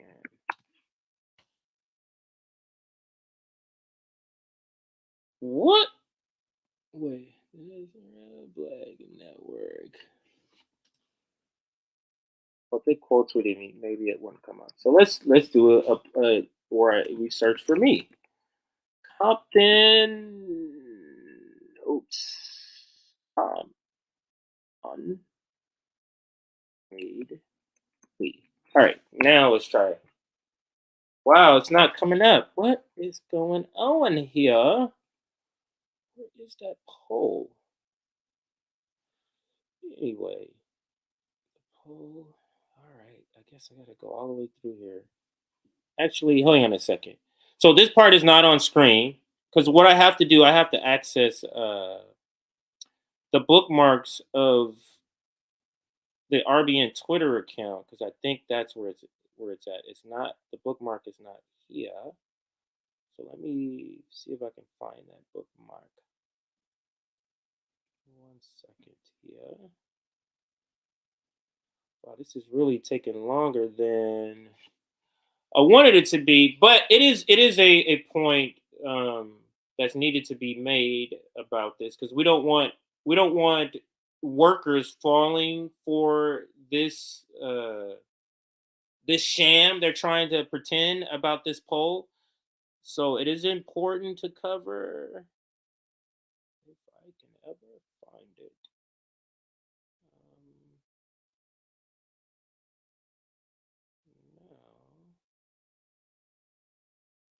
No. Okay, that's one, but that's not the right one.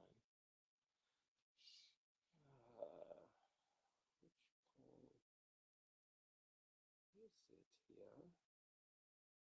This is. That's not the right one. Wow. Yeah, I keep seeing that picture of the kid. I know you can't see it, but let's see where that poll is. All right, we're getting into Marianne Williamson stuff here. So I'm almost there. Okay, because the poll.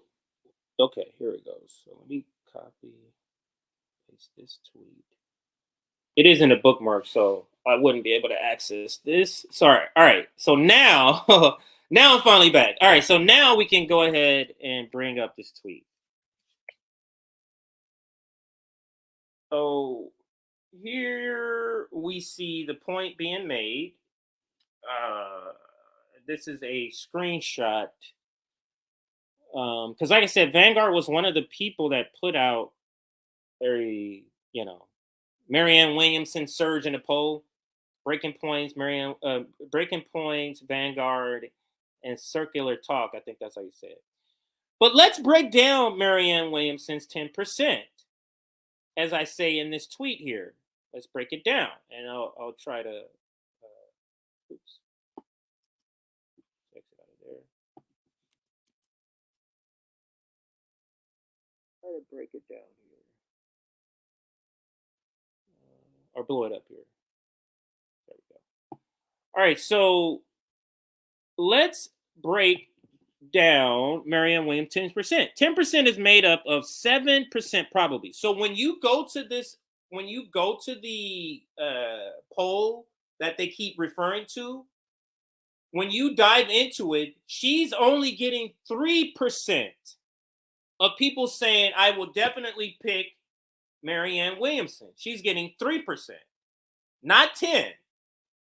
But the 10 they use for the headline because they combine people who said maybe or probably Marianne Williamson. Okay? So now, so they go, 10%, look, she's doubled her thing. No, she has not, because another thing, a factor that is pointed out right here, there's a 3.8 margin of error. 3.8% margin of error. Now, the 3.8 is actually larger than the people who actually say definitely Marianne Williamson. But they're out here trying to pretend like she doubled her support. The margin of error is larger than the people who said definitely Marjorie Taylor Greene. I'm sorry, Marianne Williamson. But yeah, so I quote tweeted the Vanguard who said Marianne Williamson is rising in the polls, which is just a crock of shit. But anyway, let's exit out of this. All right, so let's now move on from this. I am going to bring up your comments, and let's see what else we got to cover here. And then we got 2 5-minute stories. These are very, very quick stories because it's essentially reading a couple of paragraphs and then that's it. But we will talk about how 2.8 billion has been reauthorized. Somehow they found it. And then we'll talk about the being sent to Ukraine. I should have fully completed that sentence. And then we'll talk about the Chicago Police Union saying that police are going to start resigning since this guy has won office. But we're going to start with the news of the more than $2.5 billion in aid going to Ukraine yet again. And let's put that article on the screen here.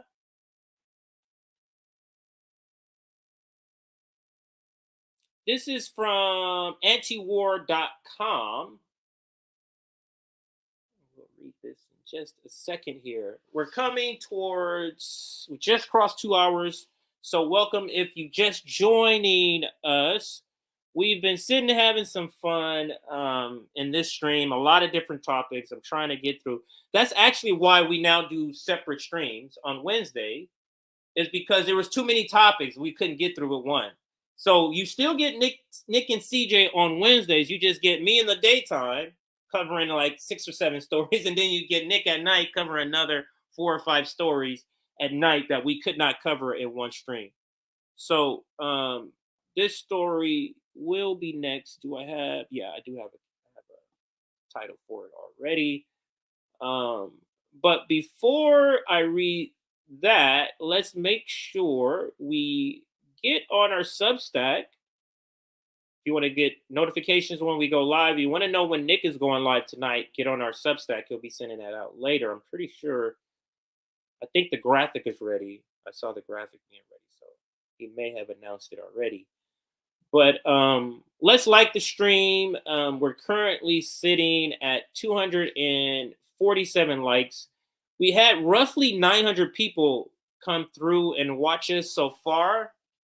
So there's plenty of room for more likes there. Let's go ahead and reach the target of 300.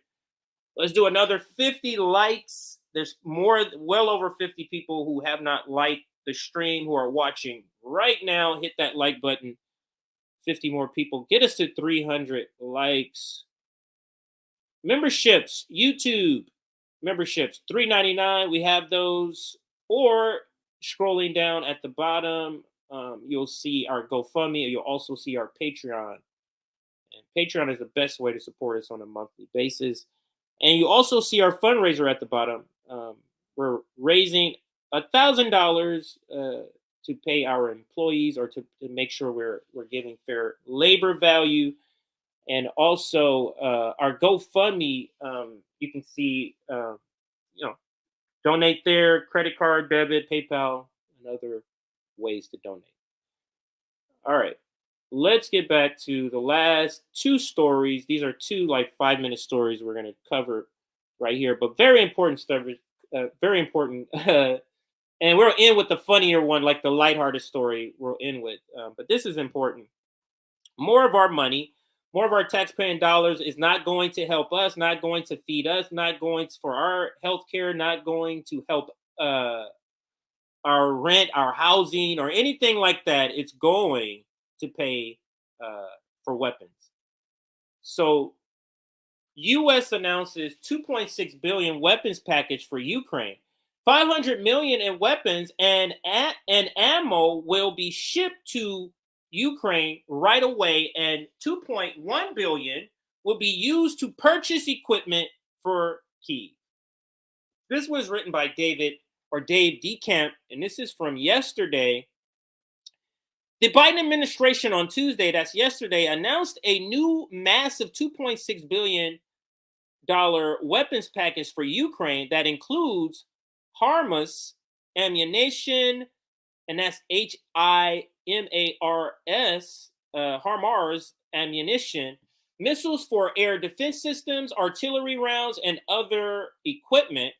The package includes $500 million in the Presidential Drawdown Authority, which allows President Biden to ship weapons to Ukraine directly from Pentagon stockpiles.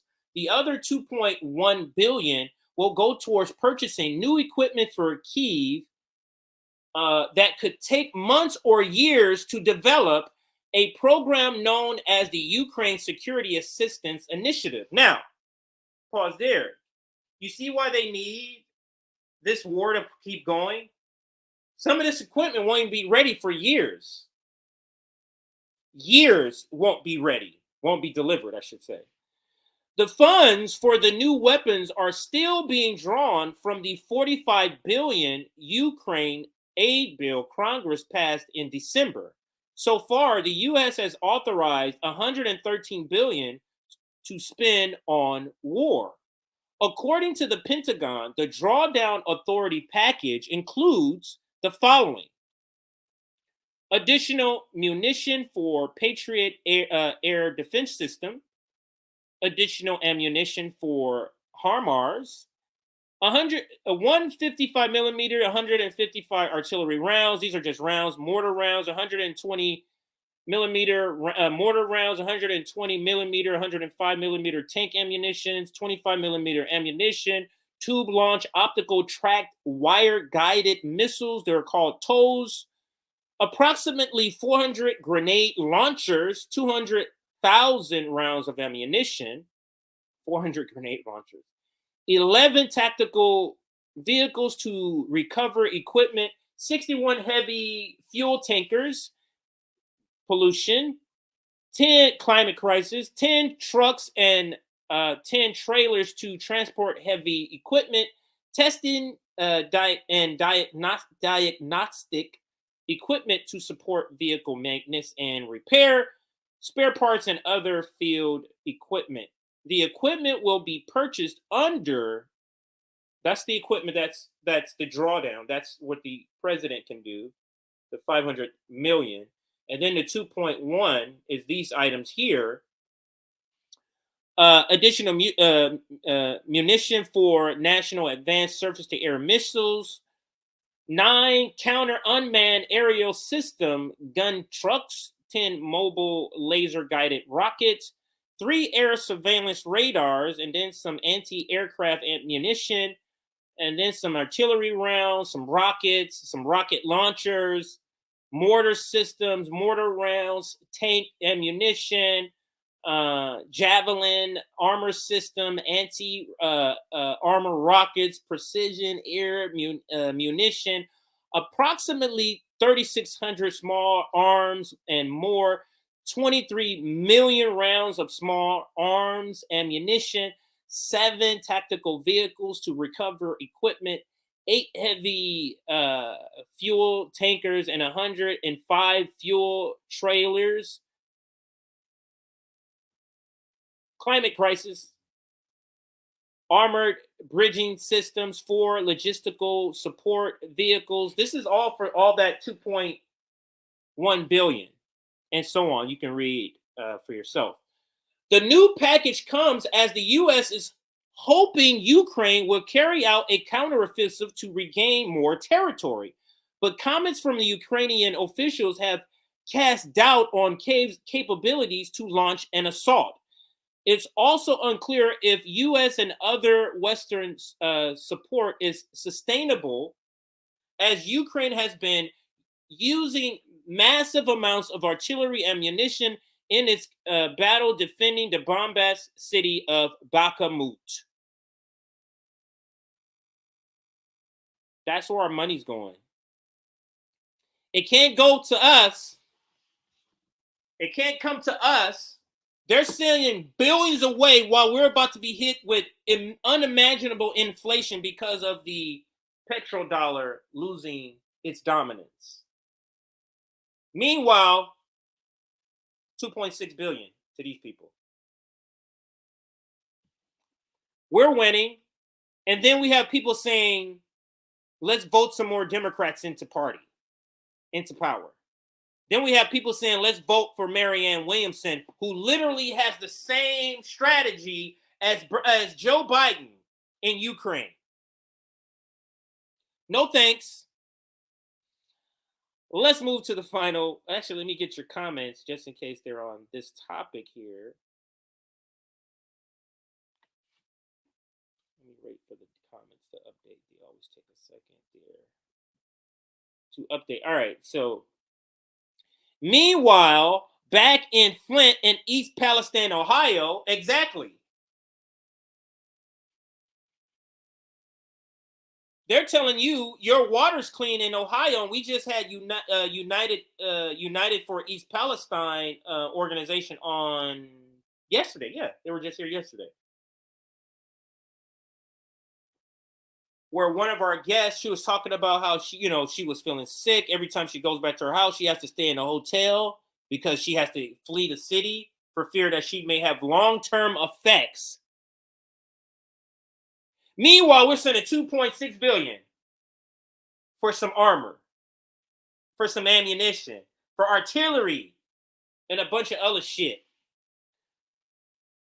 So, let's see where that super sticker is. I see the notification here. Where's that super sticker? Didn't have the comments up. Thank you for this super sticker. Yes, very pumped. All right, so let's end with the final. Wow, I can't believe I got through all of this. I got through the Trump derangement syndrome return, the need for new independent left leadership, Nancy Pelosi confronted by war protesters, U.S. announces $2.6 billion in weapons package for Ukraine, do dissidents and Sabby talk media Trump bias. And now we go to Chicago Police Union leader warns of resignations if Brandon Johnson wins the Chicago election. And we all know now he has won. And so social media is all asking, like, okay, so what's up, Chicago Union leader? What's up now? You made this promise. Are you going to keep your promise, sir? This promise that you made here? And here's the headline. Oop. Or here's the advertisement, I should say. You cannot escape these suckers trying to sell you shit all the damn time. But I digress. Here we go with the last topic, last segment of this stream. Today's Wednesday, so you don't. Oh, so today is not Sabby and JB show. That's tomorrow after my show. Or Nick and CJ. I think Nick and CJ will be back together tomorrow, Thursday. And then, man, we got some great content for you guys, for everybody. So it is awesome. I mean, we have, let's just go through the day. Sundays, you have JB, and sometimes I'll come on. Mondays, you have the Nick and CJ show. Tuesdays, you have all of us. The round table, the RBN Live Tuesdays. And then Wednesdays, we have Nick and CJ, but separate. Nick, Jay in the daytime, Nick at night. And then Thursdays, you have Nick and CJ together, and then followed by the Sabby and JB show. And then on Friday, sometimes it's Nick and CJ again, or just straight out of politics, along with the Sabby Sab show. And then Saturday, Nick will hop on. I will hop on. This Saturday, JB will be on. And then we're back again. So we're delivering you live content every day. And then Aaron with the clips every single day. So all of that deserves a like, right? So all of you hit that like button. Let's make sure we hit our target. I think our last target was 300. Our last target of likes were 300. So hopefully we've hit that target. I'll refresh my screen and see it in just a second. One last shout out for our Substack before this last segment. One last shout out for our Substack. Oops, put it back up there. Join our Substack for notifications when we go live, when we drop clips, and our upcoming op-eds that we're going to be writing on our Substack. We are currently at 277 likes, so we're approaching our target of 300. Keep hitting that like button to get us to our target of 300. And now let's cover this here. So let's rewind and watch. Tonight, Chicago will elect a new mayor, and with the race so close right now, tensions are high. Tonight, public safety once again dominated the final televised mayoral forum. Our political reporter, Marianne Ahern, joining us now with the highlights. Marianne. Allison and Alex, what a contest it has been, and it's really just a coin flip at this point. These final days are so important to convince those who are undecided. You should be able to tell the truth. After 5 televised mayoral forums in 20 days, patience is running thin. That's what I'm questioning. Not his 4 years as a teacher. When he retires, Then don't bring it up. Well, he'll actually retire with a teacher pension, despite the fact that he's only been a teacher for 4 years. And we're going to retire you in 3 days. Johnson was pressed repeatedly on previous statements of supporting defunding the police, then denying he said it, and now promising not to cut the police budget. Do you acknowledge making those statements? Look, you've already quoted. What I'm saying is, though, so you is that it acknowledge provides making those statements? Of course, I'm acknowledging it, but I want to make sure that we have context to that. The critics say Vallis is overpromising, but he insists those who left CPD or retired will return to the department. There are, in fact, 300 officers right now who have indicated a willingness to come back. Those are people who are coming back from retirement. We know for a fact that there are well over 100 officers that have transferred to other departments. FOP President John Catanzara told the New York Times, if Johnson wins, quote, if this guy gets in, we're going to see an exodus like we've never seen before. He predicts 800 to 1,000 officers will resign and adds there will be, quote, 800 to 1,000 officers will resign. Please do that. I'm going to rewind it back just a couple of seconds here so we can hear. This is the guy, though. This is the Union Police Chief. All right, so let's continue. Officers that have transferred to other departments. FOP President John Catanzara told the New York Times, if Johnson wins, quote, if this guy gets in, we're going to see an exodus like we've never seen before. He predicts 800 to 1,000 officers will resign and adds there will be, quote, blood in the streets. I believe the people of Chicago recognize who he is, and they're not going to be swayed by the type of fear that he lives in. I condemn his comments. I think his comments are absolutely irresponsible, period. That's it, period. They're absolutely irresponsible, and they have no place in this campaign. I think there are a number of progressives that are joining this campaign. Earlier today, former mayoral candidate Sophia King endorsed Vallis. Mayor Lightfoot is the only former candidate who has not offered any endorsement. Those who have been on Mayor Lightfoot's campaign staff tell me tonight. So the black lady sells out the community and endorses the pro-cop guy. And don't get me wrong, this guy Brandon Johnson is not that great. He's not great at all. He's not great at all. He leaned into the police rhetoric himself and leaned out of the defund the police, admitting to that and proudly himself. So he's not great, but we can look forward to 800 to 1,000 police officers to resign.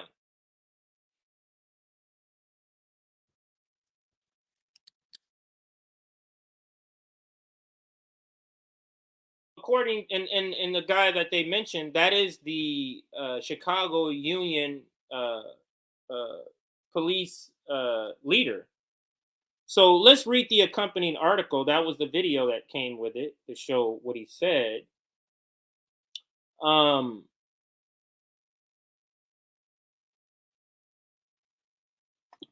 Paul Vallis, we already know that he won. So this article is during the day or the day before or something. Paul Vallis and Brandon Johnson have criticized Chicago Fraternal Order of Police President John C., because I can't say his last name. Wait, Catazara. There we go. Catazara recent remarks about the mayoral race that warned of mass resignations and blood in the street if Johnson is victorious.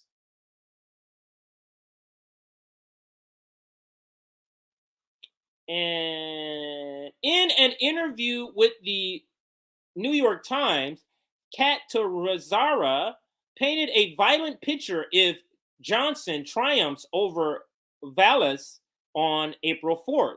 Quote, if this guy gets in, we're going to see an exodus like we've never seen before, he said, before adding that there would be blood in the streets if Johnson wins.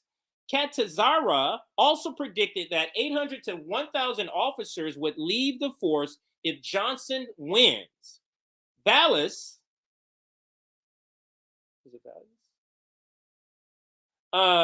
who has been endorsed by the FOP, a Chicago chapter, criticized the comment.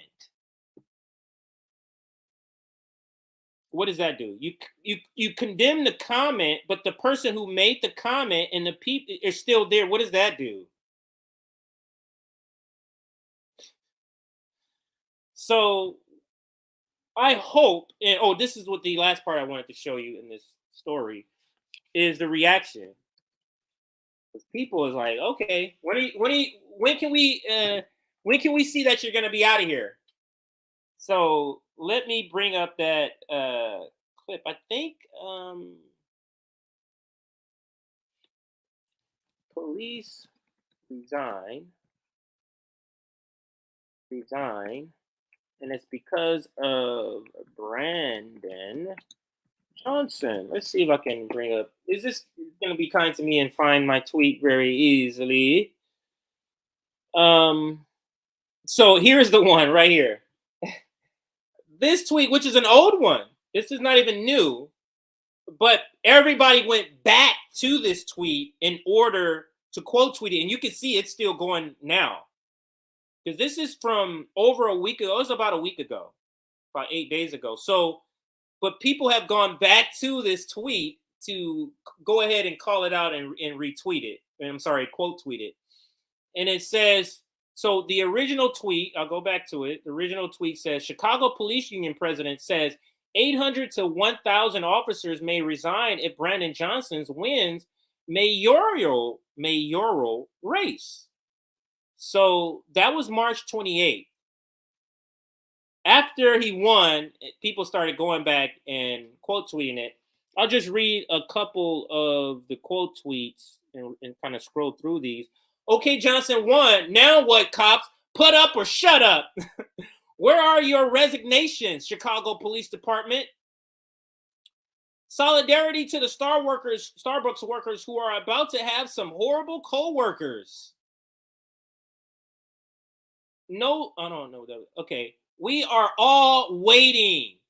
Yes, they defunded themselves. More, harder, faster. Brandon Johnson elected mayor of Chicago. Newswire. That's Newswire quoting themselves. Everyone be careful. There's 800 to 1,000 feral hogs roaming Chicago. Here's friend of the show, co-host of the Punch Up podcast, Layla. Don't let the door hit you where the good Lord split you. Bye-bye. Then we have Latina Mutual Aid. I definitely support their resignations. Then we have a GIF also. Chicago Police Department Union, what you doing? And here is a friend of the show. We also interviewed him, social worker, or a former head of the social work department of the University of Houston. He got fired because of his work as an abolitionist to abolish children protective services. An experiment in abolition is about to happen in Chicago. And I'll end it there with that nice little quote tweet. And of course, they're not going to resign. But they tried to put fear in people. That's what they tried to do in order to get, in order to make a point, and it backfired, or get people out to vote. They tried to put fear in the same way they do with Joe Biden and Donald Trump. It's the same fear tactic that is being used. Let's see what we're going to end with today. These are older clips. I guess we can end with this one. There's a historic clip I want to make. Let's end with this. Let's end with one of these.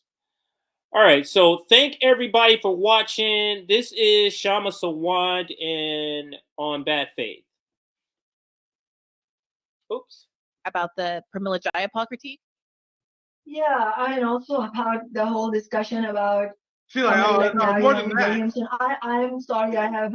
She's like, oh, we was like, you gotta do one comment on Pramila. She's like, whoa, no. There's a lot of things you gotta say there. I got no. Sorry, that was funny. Yeah. I can't sit here and y'all ain't gonna cut no video clips of y'all talking about some Marianne Williamson and y'all ain't got me saying hell to the no. Play that part again. I think that was funny. She was like, no, I got way more to say than that. Go ahead. I thought that was funny. Okay, yeah. Right there. Joe Biden, people are saying a lot of things. Shama, I saw that you wanted to say something earlier about the Pramila Jayapal critique. Yeah, and also about the whole discussion about somebody like Marianne Williamson. I'm sorry, I don't agree with some of the views here in the sense that I don't think we should be in the business. It's being nice. Sama is way more nice and way more professional than we are. What she said is the nice version of, hold up, let me correct this bullshit that you guys were talking about. She just said the professional version of that. Let's continue. So sowing illusions that was somebody, yet another candidate running in the Democratic Party primary is somehow going to be the. Now look at their faces. It's completely flipped. Yeah. They had cheery faces when it was just the corporate Democrats bad, wrong, that, when it was just that. And it was like, they held progressive. You notice how both of them are candidates and they're both making references to Democrats doing them wrong, right? You notice that? But they're still invested in the system, which is just bizarre. Nina Turner also. Hope, because fundamentally, it's not about, I mean, I'll come to the candidate itself, but fundamentally, it is not even about the candidate. It's about the party machine. The Democratic Party machine is not going to allow that kind of, what the kind of uprising that ordinary people want, the kind that Bernie Sanders, I mean, the campaign that he ran on, that was hugely popular. I mean, I don't know if people remember, Bernie Sanders did a town hall with Chris Hayes, I think, and for some reason, I'm not able to find it on YouTube. I don't know what that is all about. But he did a town hall, on TV with working class white people in, I think, based in West Virginia, and it was really moving because you had these very, very impoverished people, families who, to me, it almost seems like it looks like it's a third world. I mean, coming from somebody who grew up in India, and they were all in. Just real quick, I want the video to keep playing, but I'm glad she said that. When she said she went to West Virginia, it pretty much like a third world country. And then she said she grew up in India. Remember the report I just showed you guys? And I always throw this at Republicans because you guys see how much I criticize blue states, which is a ton. So it's not like me deflecting and trying to apologize for Democrats. But I noticed that Republicans do this thing like, oh my God, you see how blue states are horribly ran? There are homeless people everywhere. Like, nigga, you guys see the quality of life of people that live in South Carolina, Alabama, and Mississippi? The West UN Virginia. said that they live literally, and I'm using the empire language here, they literally live in third world conditions, right? So that's a great point, Sean. I want to continue. I love that point that she makes.